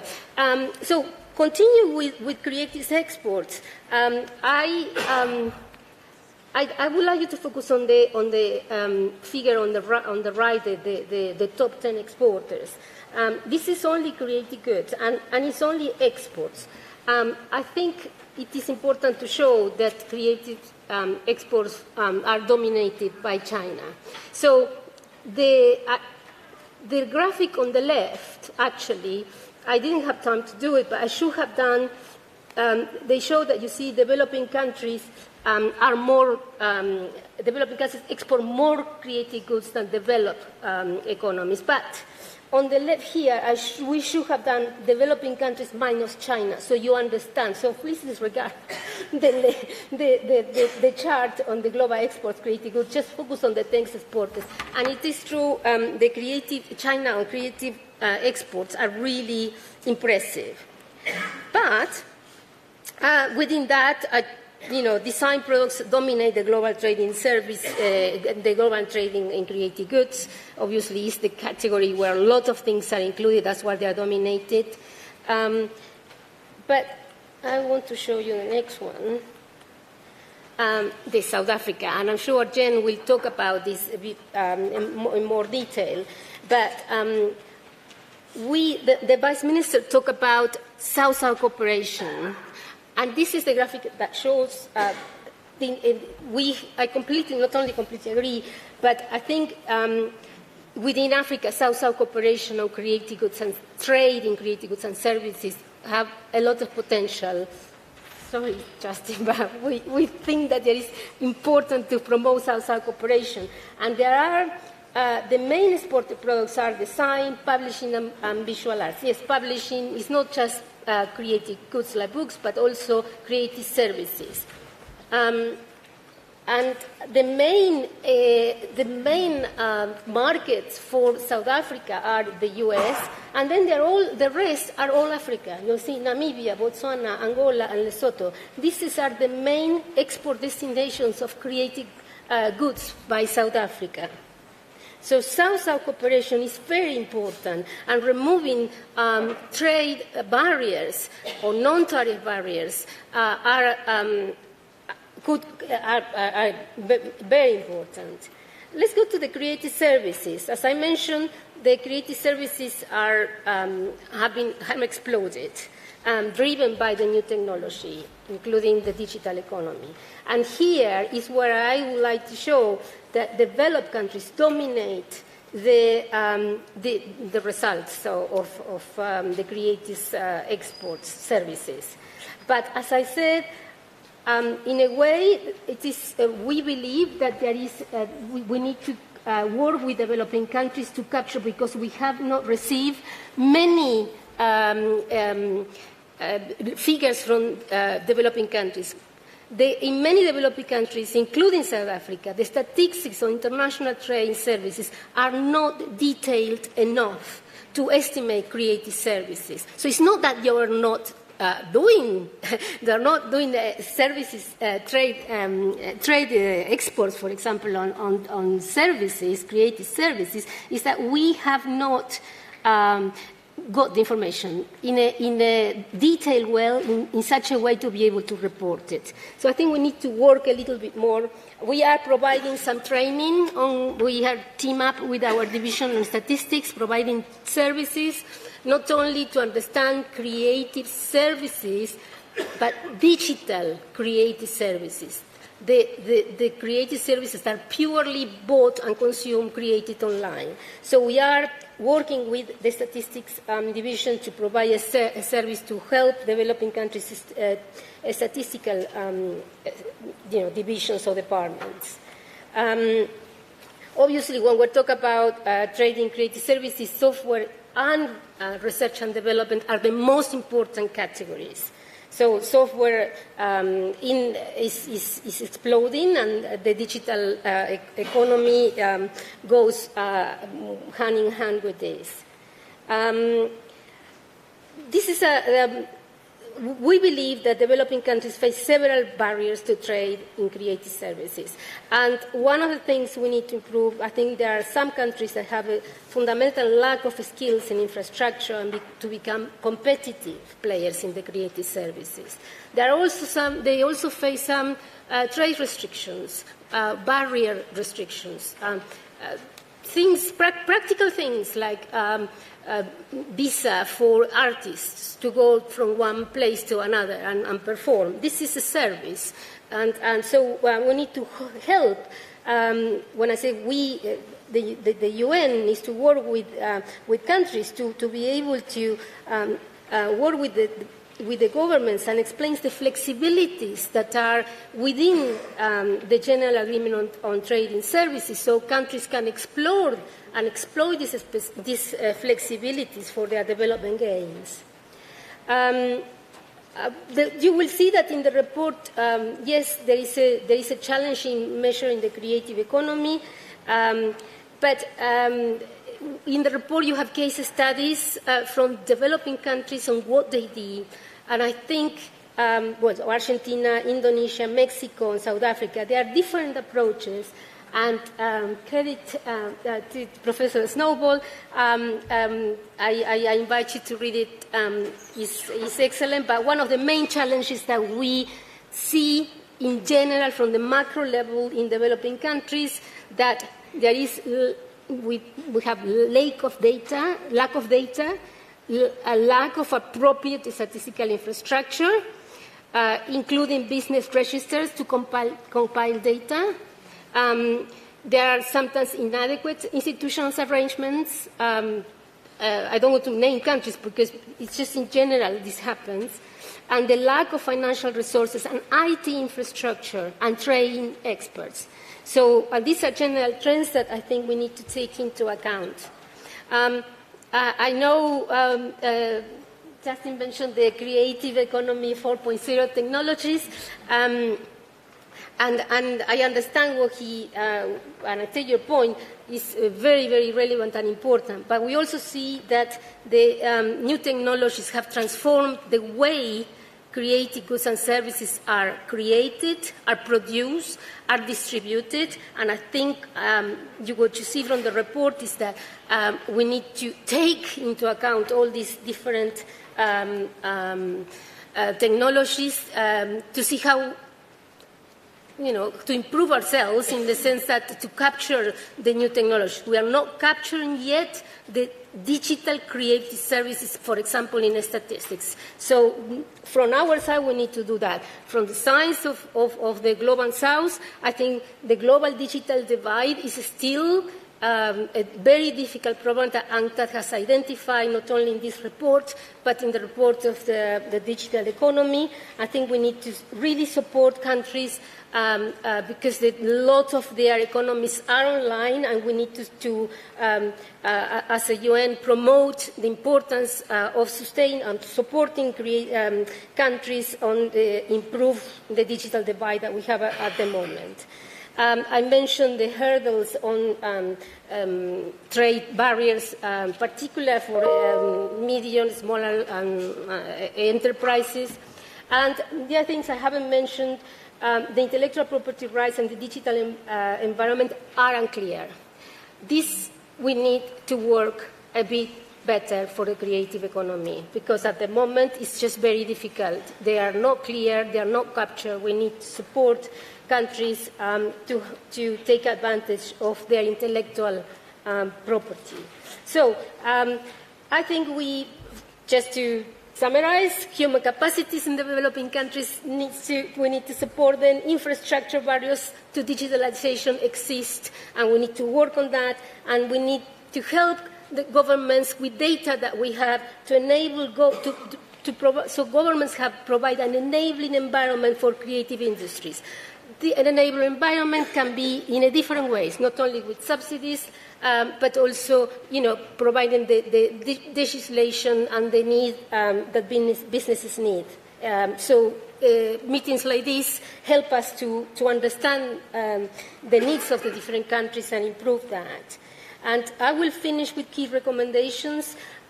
One of the things that South Africa and Saco has been working very, very hard is on the mapping on the creative economy. And I think why is that important? It provides policymakers evidence, so their policy is evidence-based. They maximize job creation. There are a lot of jobs involved in the creative industries, but there are also jobs that are identified, again, are in the informal economy, and we don't know about them, we don't count them, and we need to help on the job creation, also but support the jobs that are not really registered in the figures.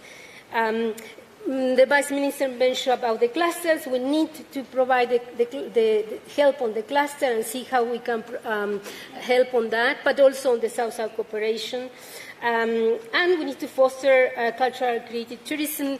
In the case of trade for tourism, I think it's important because a lot of countries, developing countries in particular, don't have the scale necessary to export. So tourism allows people come in and see things that don't arrive at the international markets. So tourism is a good driver, is a positive, provides a virtuous circle in the creative industries. And I think we need to work with all the different organizations together in the UN to improve our understanding and provide better services to our member states. We're doing that. I mentioned the working group with economists, but we're also working at the UN level on improving our statistics on cultural goods and services, and the report will be presented next year. It will be a joint UN report, and we will use the new definition in our next publication in 2024. I mentioned about the data, and I think UNCTAD, like many other organizations, can contribute with knowledge sharing, which is what we're doing now, statistical guidance, joint studies to measure countries' creative sectors, and understanding capacity building activities, that this is really crucial, and mobilizing resources. Finally, I think this is my last slide. Sorry it took so long. Some of the key recommendations of the report also talk about the legal framework related to creative economy. So there are some countries that have done important work, but there are some other countries that they don't have the necessary legislation, and the ones who have implemented, sometimes we need to help to improve the implementation so the knowledge arrives to the artists. Sometimes there is a disconnect between the legislation and who needs to use it. So we also need to strengthen the institutional capacities and address all the barriers that deal with help entrepreneurs if there are barriers to trade or to participate in the digitally delivered services, particularly in developing countries. Also, to copyright regime, we need to work to make this regime a bit more beneficial for developing countries, and improve the developing country service providers on access to creative services. And we have in UNCTAD an excellent division that works on digital economy, and I will also like to invite you to check out that report, which is also very, very good. Finally, I finish here. So you can download two things for free. One is a report on the left, which is this, and you will have the case studies, also the survey results, but also on the right, we have updated our database on international trade in creative goods and services on the website. So you go there and you can check by country yourself what countries have actually reported to us. So this is information that the WTO, UNCTAD, and ITC put together, and you can select your country, know more about the countries you are interested. Thank you very much.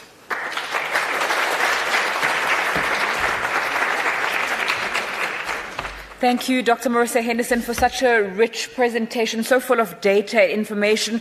We're now going to go online. Professor Stuart Cunningham, who's a distinguished Emeritus Professor of Communications and Media Studies at the Queensland University of Technology, will be joining us online, just so that the people who are watching us online as well are not too left out. We know that we are running a little bit behind schedule, but I promise you by the end of the day we will have made up time, and we're going to have a tea break shortly. Professor Cunningham, it's over to you.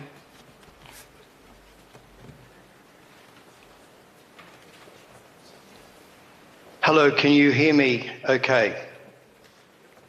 Crystal clear. Can you hear me okay? Yes. Great, excellent. Well, look, thank you very much for the opportunity to speak here. I'm speaking 8 hours ahead of you on the east coast of Australia. I wish you the very best for a very rich day and a couple of days of deliberations. And I'd like to thank Amy and Tumi and all the team at Saco. I wish that I could be there in person, but your excellent organisational skills in the weeks leading up to this and today has made it as if I was there in a lot of ways.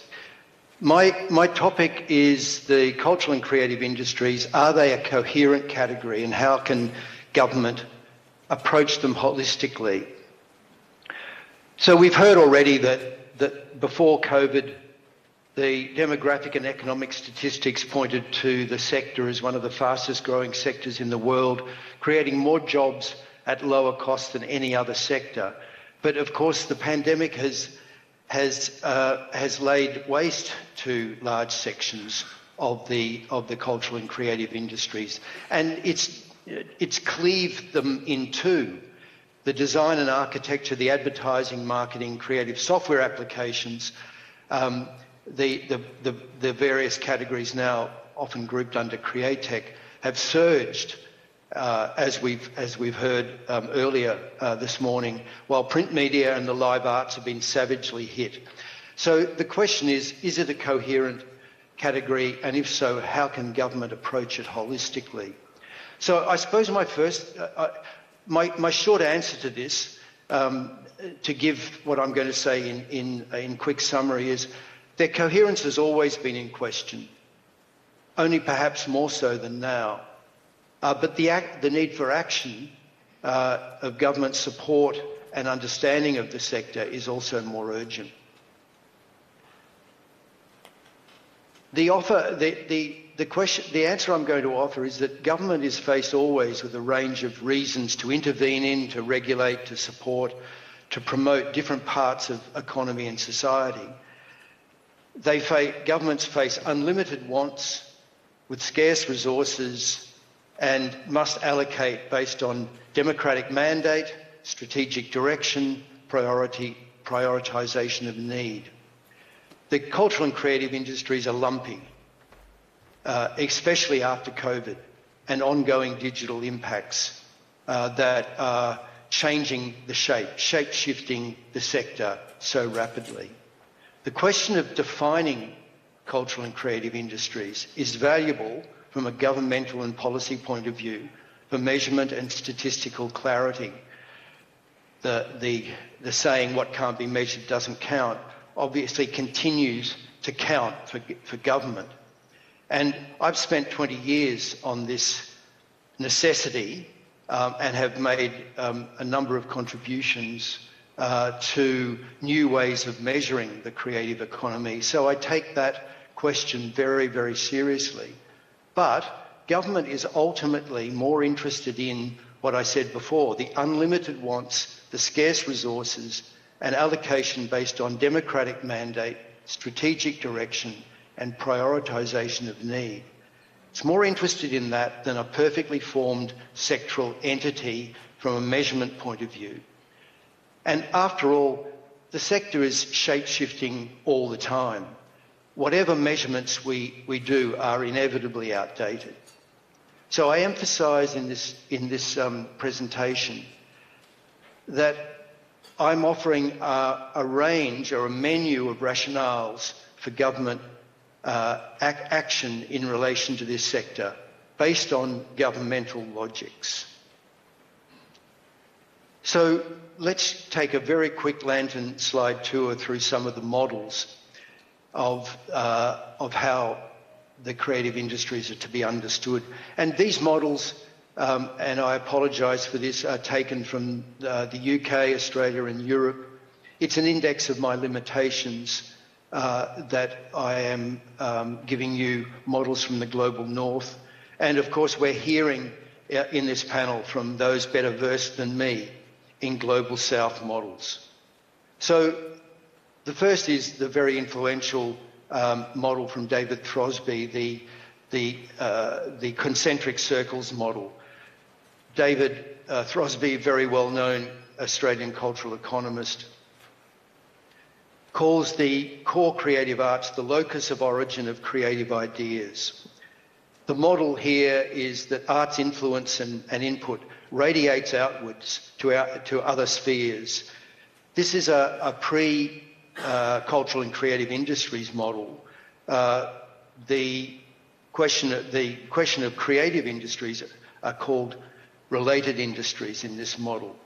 But the spherical model that David developed has proved enduring and influential. It was updated by the Work Foundation in the mid-2000s. The core for the Work Foundation is all forms of original production, which are also commercial, and the outer rings emphasise distributional and industrial scale. It also recognises the rest of the economy very usefully in its relationship to the CCIs, and that whole question of the relationship of the CCIs to the rest of the economy, particularly through the notion of embedded creatives, I've done a lot of work on over the last couple of decades. The Nesta model, the UK's organisation Nesta, proposed this model, and this is no longer a concentric circles model, even though it is a set of circles. It's basically an overlapping complex Venn diagram based on the business models that animate the CCIs. So it begins to express a more dynamic sense of the way the sectors interact. And I note as well that our fellow panellist, Justin O'Connor, spoke 10 years ago in his contribution to conceptualising the CCIs of a higher order segmentation into art, media and design. Justin said this dispenses with the topography of concentric circles. Each is an industry sector, each mix cultural and social value, and each deals with tensions between intrinsic and instrumental value. They differ in his account on degrees of functionality. There's also the UNESCO model, which is both more inclusive than these these other models, but also more complicated. It addresses more explicitly the relations between public, commercial and third sector. It emphasises the artisanal and the informal modes of production as well as the industrial, and for that reason is certainly more inclusive. So have been a number of models that have been influential, at least in the global north, in the last 10, 15 years. What evolutionary economist, another heterodox economist, Jason Potts and I did some years ago was to develop an approach to modelling the creative industries based on government's rationale for action on the cultural and creative industries. So this paper, published in the International Journal of Cultural Policy some years ago, proposed a menu of options for government action, a menu of rationale for government action. The first was the welfare model. The cultural sector is a special industry characterised by systemic market failure. There's a net negative impact on public finances, but on the other hand, these are merit or public goods with extensive positive externalities. This is the most well-known, longest established and most significant model for government action on the sector. The second model we proposed was the competitive model, a model for established industries, the larger industries, the publishing industry, print, broadcasting, film, where many of these are mature industries, their growth rates are comparable to other sectors. Special features may be addressed in market competitive conditions, particularly those relating to the influence of the sector, competition and the prevention of monopoly or oligopoly was considered very important. But of course, and I'll come back to this, Model 2 has been massively disrupted by the influence of global digital and social platforms, the platformisation of cultural production. As I say, I'll come back to that. The third model is the growth model, where creative industries is considered a driver of economic growth, taking its place to some extent in that succession of dominant economic sectors over time, over centuries really, agriculture, then manufacturing, then ICT, then the so-called culturalisation of the economy. The words that were used by Lash and Uri, sociologists Lash and Uri, many years ago to describe the process that the growth model is looking to capture. So, as we've seen with some of the data that has been put before us this morning, design is prototypical in this sector, in this model, but also the ways in which platform, mobile and internet media, born digital content has come to occupy an increasing place, an increasing growing place in the CCIs. And finally, the innovation model. The CCIs is seen as an element in the innovation system. In that sense, they come to look more and more like a general purpose technology in the way that a way computing services have in advanced economies. It's a key input in the way that science, education and technology are key inputs into change and the management of change in evolving economies. So the CCIs might be seen as a sort of switching yard between the commercial and the social, between the emergent and the established. And I'll come back to that in partial response to some of the things that Justin said earlier. Now, what's the relationship between these four models? Well, I see it as an evolutionary relationship, and it goes a bit like this. The state developed a role from the mid-20th century to address market failure by asserting the ameliorating and elevating role of the arts. The values expressed in the arts can never finally be reconciled with those of the market. That was the assumption.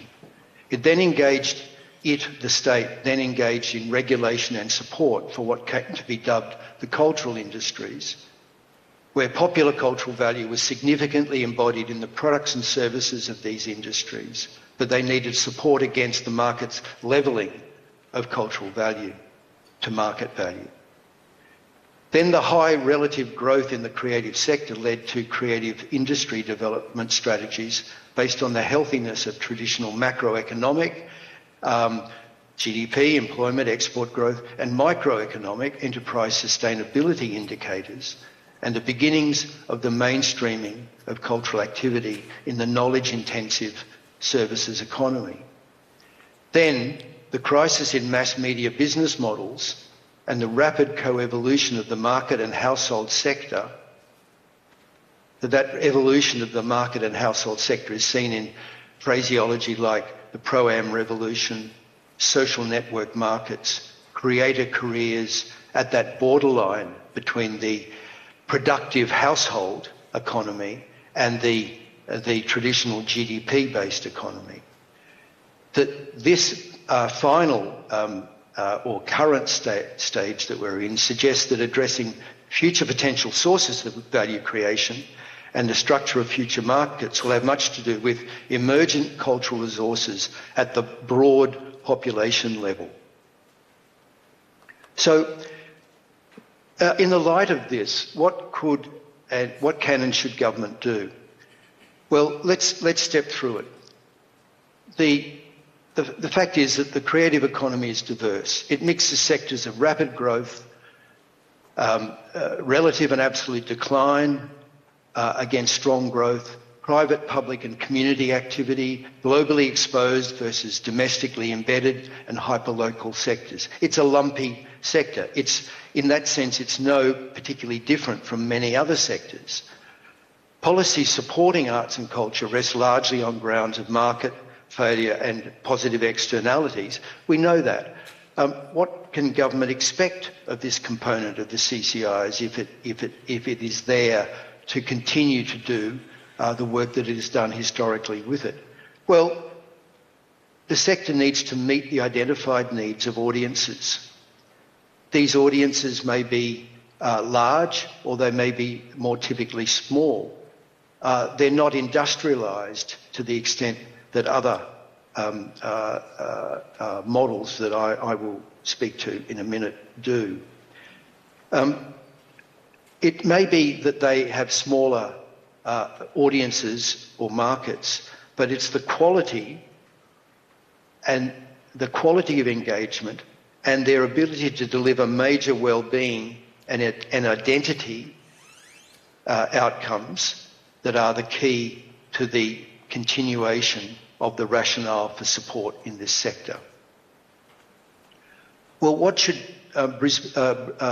government do around the established and large businesses in Model 2?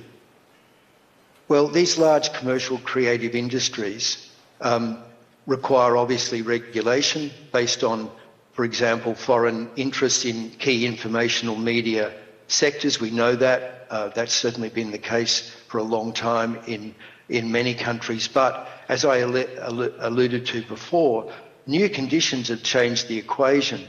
New forms of intervention are required under this model to offset the loss, often in many countries, of the dire loss of public interest journalism, of local content, the creation of news deserts through the closure of small papers, the impact of digital, the impact of platformisation has in many countries devastated journalism and the linear and analogue media.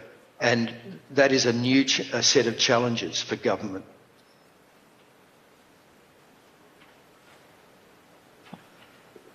The third model, the small business enterprise model, of course, the sector is mostly composed in almost all countries of small and micro businesses which need specific visibility against the influence and lobbying power of big business, but also of big culture. And by big culture, I mean the well-established, publicly funded cultural institutions. These are the economic, the vast number of creative businesses are small and often micro enterprises. They're the economic subalterns of the cultural and creative industries, despite making up the vast bulk of employment and business enterprise counts in all countries.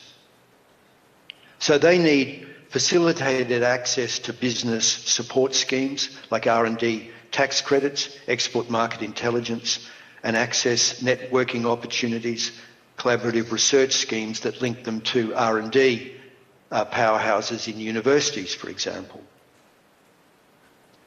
And the fourth model, the innovation model, one of the key things that government can do can maximise the complementarity of publicly funded cultural institutions and commercial creative industries. And John Holden's work, Publicly Funded Culture, and the way that it can interact with these predominantly small and micro enterprises in the creative sector are outlined there in a range of points. There's another key way in which government can understand and involve itself in this fourth model, and that is that creative careers are much wider than only in the cultural and creative industries. Creative careers are found, and our work in this area on embedded creatives has shown definitively that in most countries, creative employment is much greater outside the creative sector than inside it. And it makes sense when you think about it, because even at 6%, it still leaves 94% of employment outside the creative sector. And we find that creatively trained and creatively employed people are found widely dispersed across the rest of the economy. So training and education policies need to mainstream the role of creative skills in jobs of the future. And so the whole question of STEM-dominated innovation systems need to be modified to, and we hear terms like STEAM. I prefer the term STEAMed. STEAMed is science, technology, engineering, arts, maths, entrepreneurship and design. Innovation policies need to be much more synergistic of the contribution of the creative sector in its synergies with STEM. These are big challenges for governments, which are often locked into a STEM-centric mode of talk about innovation. So, in summary, I've offered a menu of options for government action in relation to the cultural and creative industries that takes account of its significant diversity without requiring a final resolution to the definitional issues the sector has always posed. Thank you.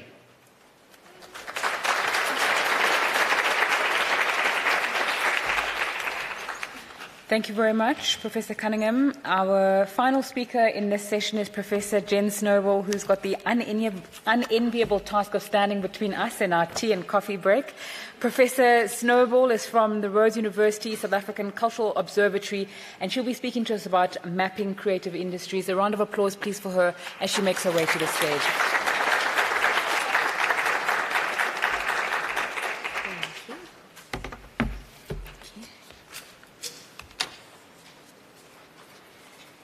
Great. Well, good morning, everybody. It's always great when there's some debate on these kind of panels.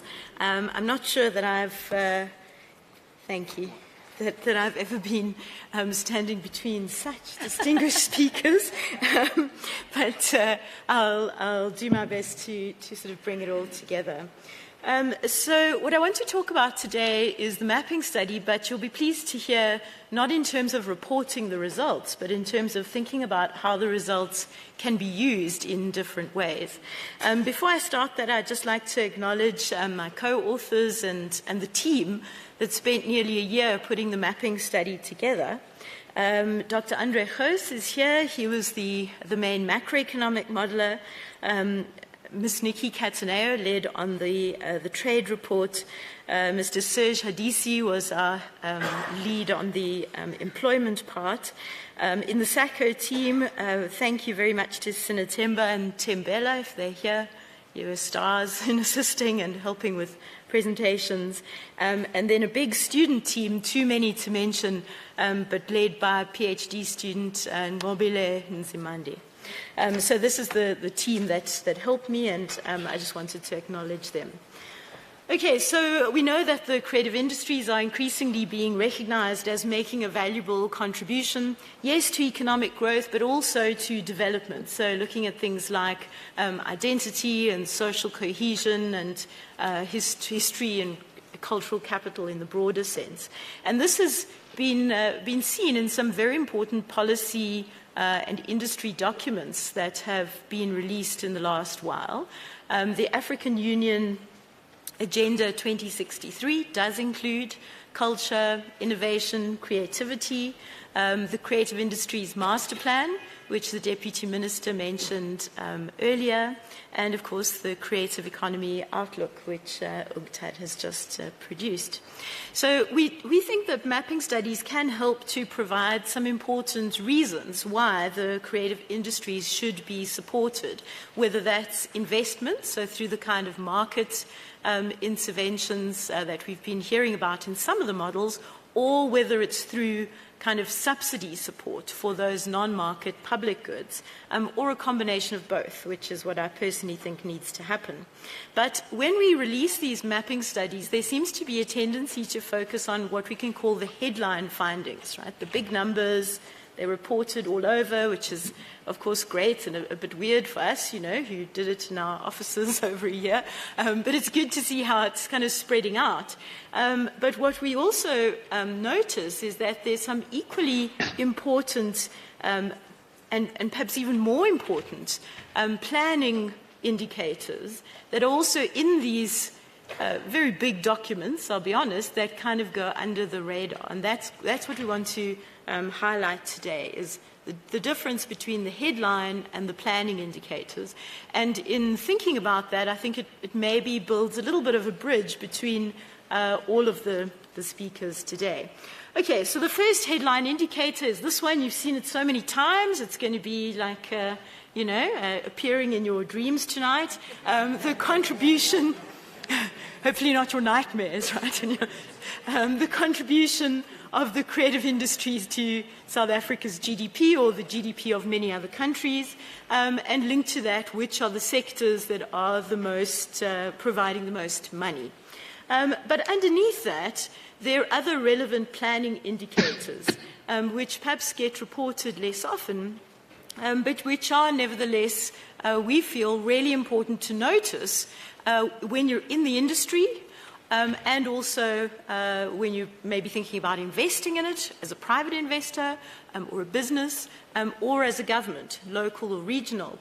And one of the indicators that's kind of hiding below the big headline one in this case is that the creative industries are very volatile in terms of what's happening in the rest of the economy. So the South African economic growth rate is the blue line. We can see it sort of puttering along relatively stably until 2019.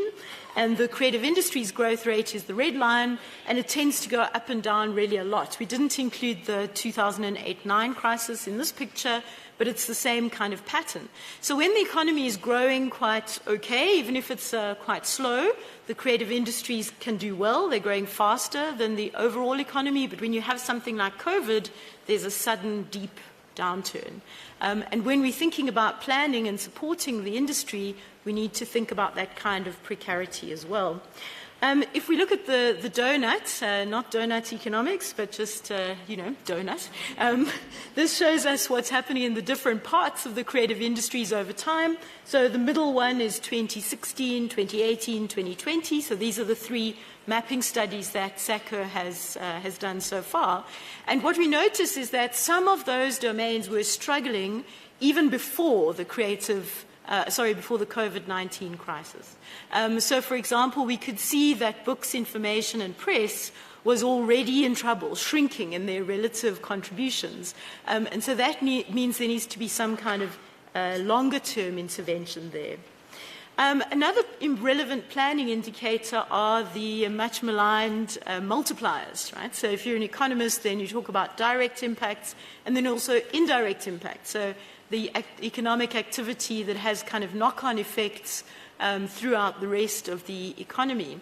And the reason this is worth noticing is that maybe some of the smallest sectors in terms of their GDP or their economic output actually have really big value chain kind of impacts on what's happening in the rest of the economy.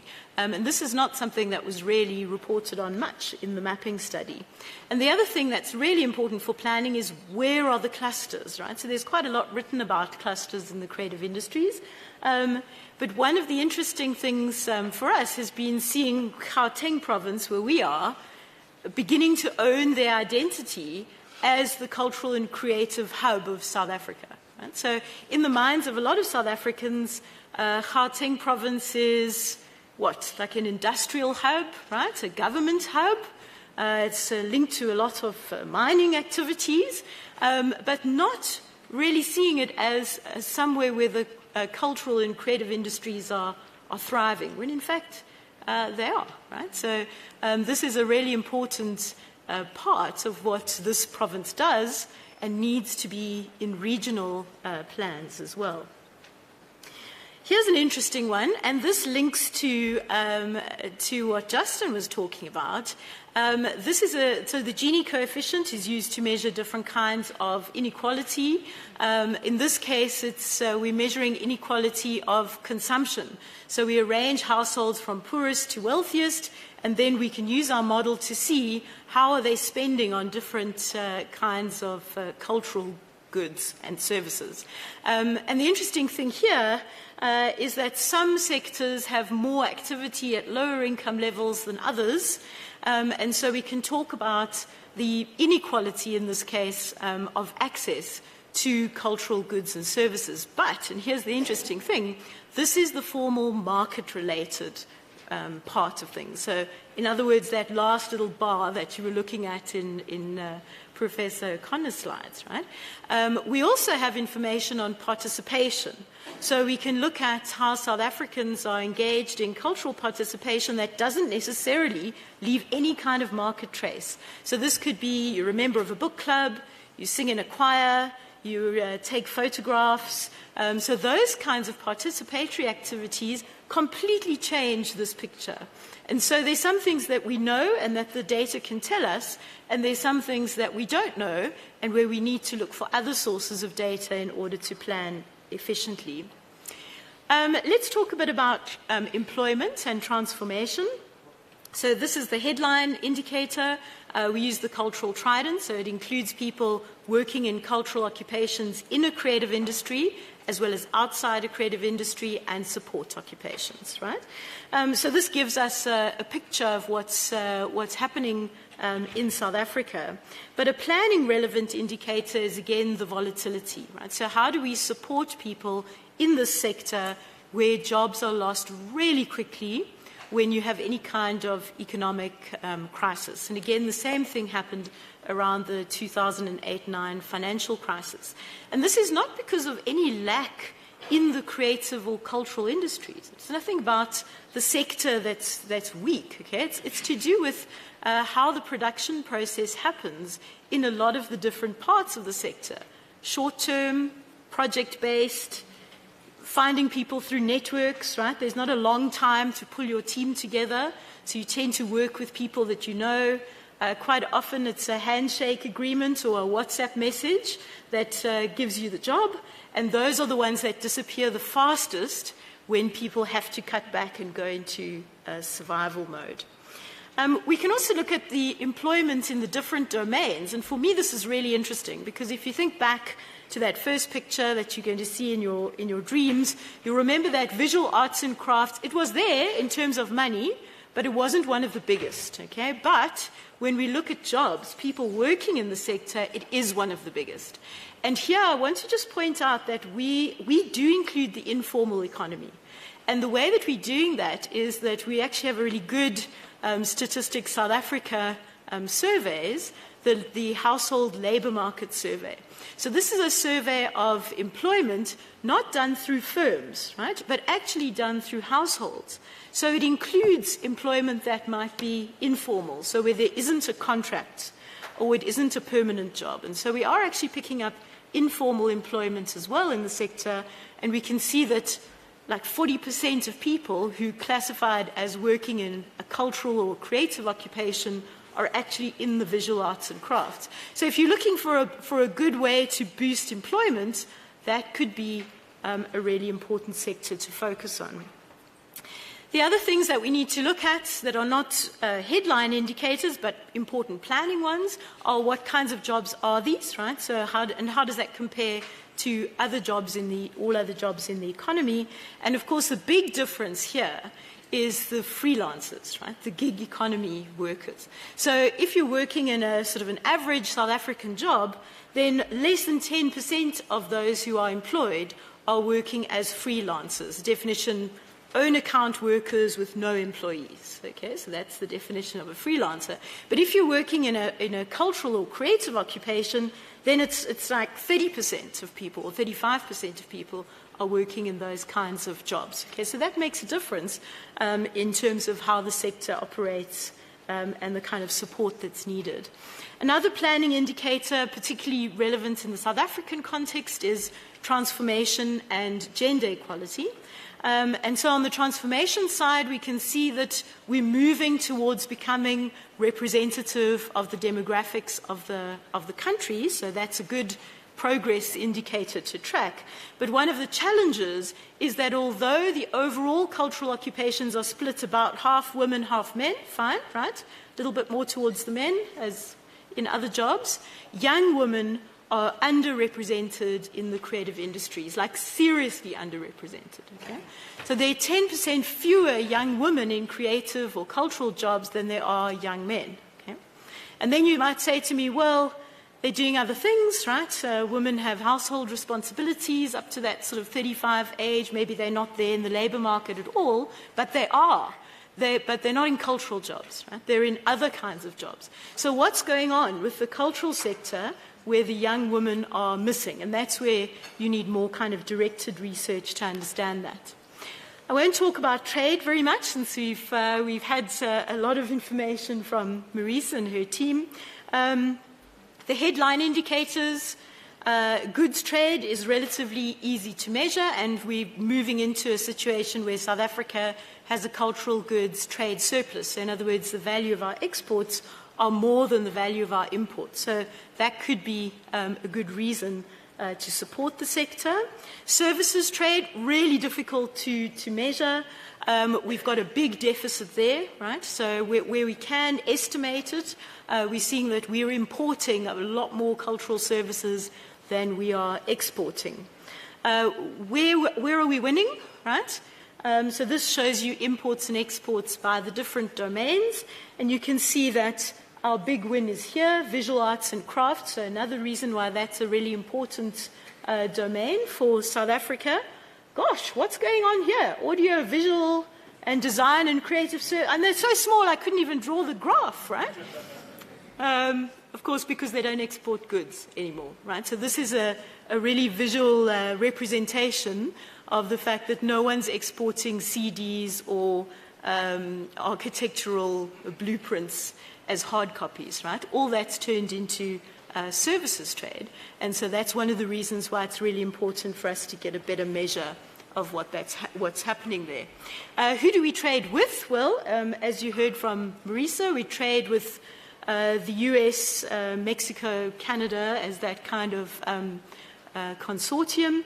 We trade with the EU and with the rest of Africa. What sort of policy should we be thinking about when we're planning for this? Well, one of the interesting things is if we look at our biggest export market, we can see on the picture that the value of our exports is way more than the value of our imports in goods. Okay, so that could be a place where South Africa can expand trade. Oops. Okay, rather a